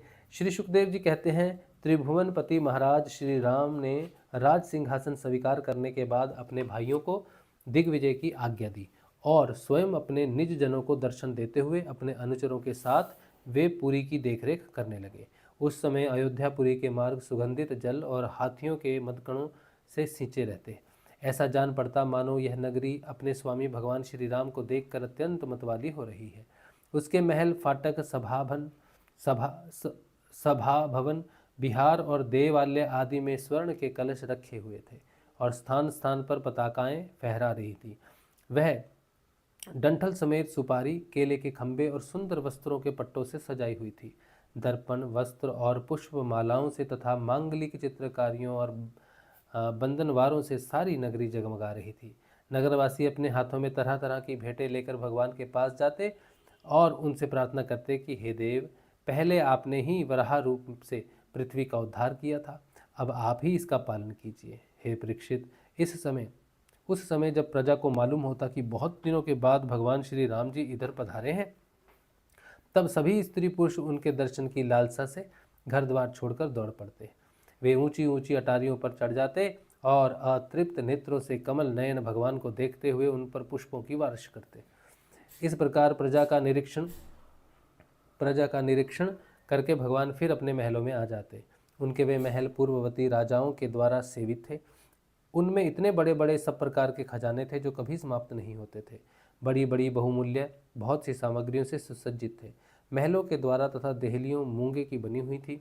उनमें से जो खंभे थे वे वैदुर्य मणि के थे। मरकत मणि की दीवारें चमकती रहती थी। रंग बिरंगी मालाओं, पताकाओं, मणियों की चमक, शुद्ध चेतन के समान उज्ज्वल मोती, सुंदर सुंदर भोग सामग्री, सुगंधित धूप, दीप और फूलों के गहने में वे महल खूब सजाए गए थे। आभूषणों को भी भूषित करने वाले देवताओं के समान स्त्री पुरुष उसकी सेवा में लगे रहते थे। हे परीक्षित, भगवान श्री राम जी आत्मा राम जितेंद्रिय पुरुषों के शिरोमणि थे। उसी महल में वे अपनी प्राण प्रिया प्रेममयी पत्नी श्री सीता जी के साथ विहार करते थे। सभी स्त्री पुरुष जिनके चरण कमलों का ध्यान करते रहते हैं, वे ही भगवान श्री राम बहुत वर्षों तक धर्म की मर्यादा का पालन करते हुए समय अनुसार भोगों का उपभोग करते रहे। 12वां अध्याय, इक्ष्वाकु वंश के शेष राजाओं का वर्णन। ये बिल्कुल छोटा सा है, इसे हम पढ़ देते हैं। श्री सुखदेव जी कहते हैं, हे परीक्षित, कुश का पुत्र हुआ अतिथि, उसका निषद, निषद का नभ, नभ का पुंडरीक और पुंडरीक का क्षेम धनवा, क्षेम धनवा का देवानीक, देवानीक का अनहि, अनहि का पारियात्र, पारियात्र का बलस्थल और बलस्थल का पुत्र हुआ वज्रनाभ। यह सूर्य का अंश था। वज्रनाभ से स्वगण, स्वगण से विधृति और विधृति से हिरण्यनाभ की उत्पत्ति हुई। वह जैमिनी का शिष्य और योगाचार्य था। कौशल देशवासी याज्ञवल्क्य के ऋषि ने उसकी शिष्यता स्वीकार करके उससे अध्यात्म योग की शिक्षा ग्रहण की थी। वह योग हृदय की गांठ काट देने वाला तथा परम सिद्धि देने वाला है। कौन सा योग? अध्यात्म योग। हिरण्यनाभ का पुष्य, पुष्य का ध्रुव संधि, ध्रुव संधि का सुदर्शन, सुदर्शन का अग्निवर्ण, अग्निवर्ण का शीघ्र और शीघ्र का पुत्र हुआ मरु। मरु ने योग साधना से सिद्धि प्राप्त कर ली और वह इस समय भी कलाप नामक ग्राम में रहता है। अच्छा, कलयुग के अंत में सूर्यवंश के नष्ट हो जाने पर वह उसे फिर से चलाएगा। ओ, मरु अभी भगवान का वंशज है, जो वो कलाप नामक ग्राम में रहता है। कलयुग के अंत में सूर्यवंश के नष्ट हो जाने पर वह उसे फिर से चलाएगा। मरु से प्रसुश्रुत, उससे संधि और संधि से अमर्षण का जन्म हुआ। अमर्षण का महास्वान और महास्वान का विश्वसाहाब, विश्वसाहाब का प्रसेंजित, प्रसेंजित का तक्षक और तक्षक का पुत्र बृहद्बल हुआ। परीक्षित, इस बृहद्बल को तुम्हारे पिता अभिमन्यु ने युद्ध में मार डाला था। अच्छा परीक्षित, इक्ष्वाकु वंश के इतने नरपति हो चुके हैं, अब आने वालों के विषय में सुनो।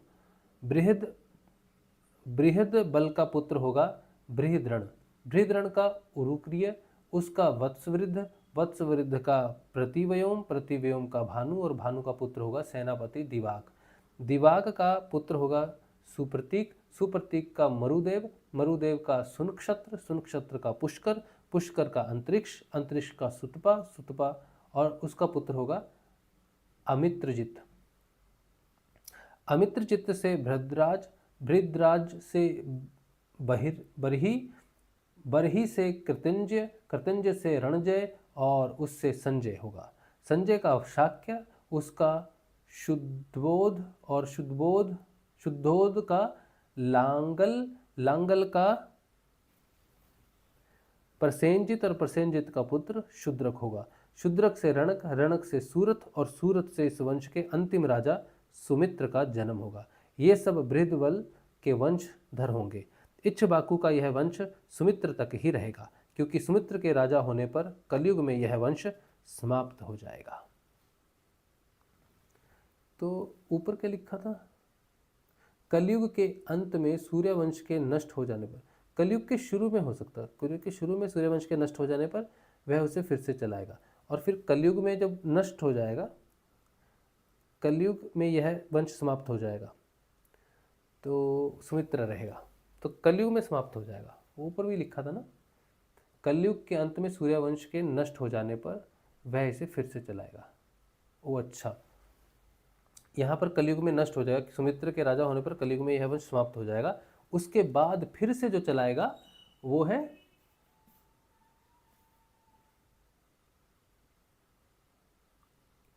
मरु।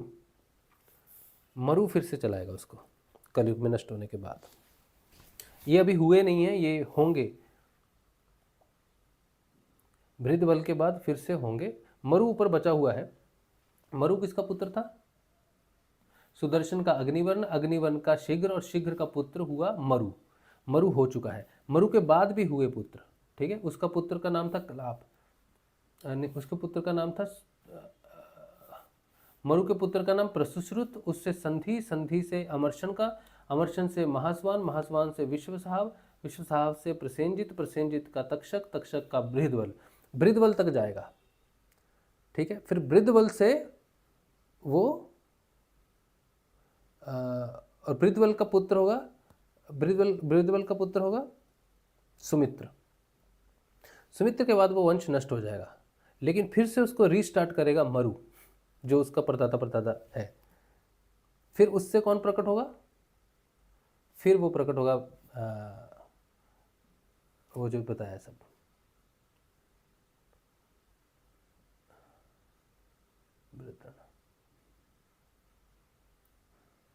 चलो ठीक है, वैसे इतने को याद रखने की जरूरत नहीं है, ये तो जानकारी के लिए है। 13वां अध्याय, राजा निमि के वंश का वर्णन।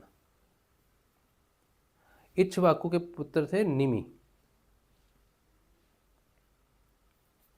ठीक है।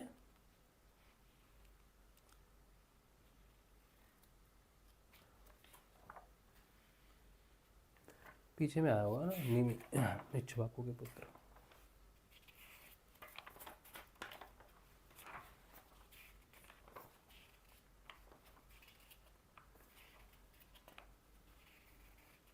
इक्ष्वाकु वंश का वर्णन।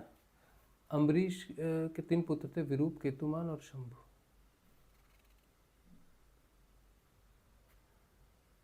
ऐसा लगता है ये पहले पढ़ा हुआ है हमने, ये फिर से हम पढ़ रहे हैं। हाँ, क्षत्रिय और ब्राह्मण दोनों गोत्रों से बनता। इक्ष्वाकु के 100 पुत्र थे, उनमें सबसे बड़े 3 थे, भिक्षुकी, निमि और दंडक। तो ये उनके वंश का वर्णन हुआ, ठीक है।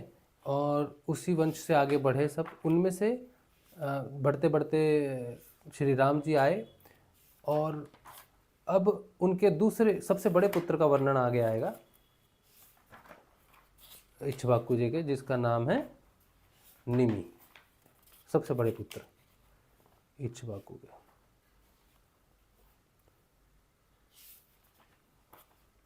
ठीक है। उसके बाद फिर चंद्रवंश का वर्णन। चंद्रवंश में कौन आएगा? भगवान श्री कृष्ण चंद्रवंशी हैं। आए भगवान श्री कृष्ण आएंगे।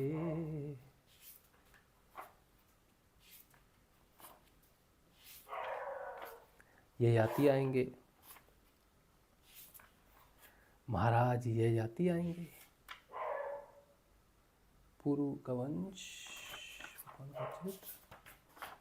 9वां अध्याय बहुत अच्छा अध्याय है ये। फिर आएगा, हाय क्या आएगा क्या बताए।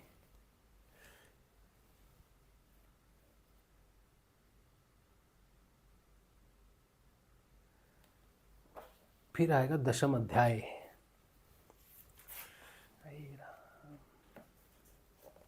दशम स्कंद सबसे बड़ा विषय है। और यही है। तब क्या बताएं क्या है। अच्छा,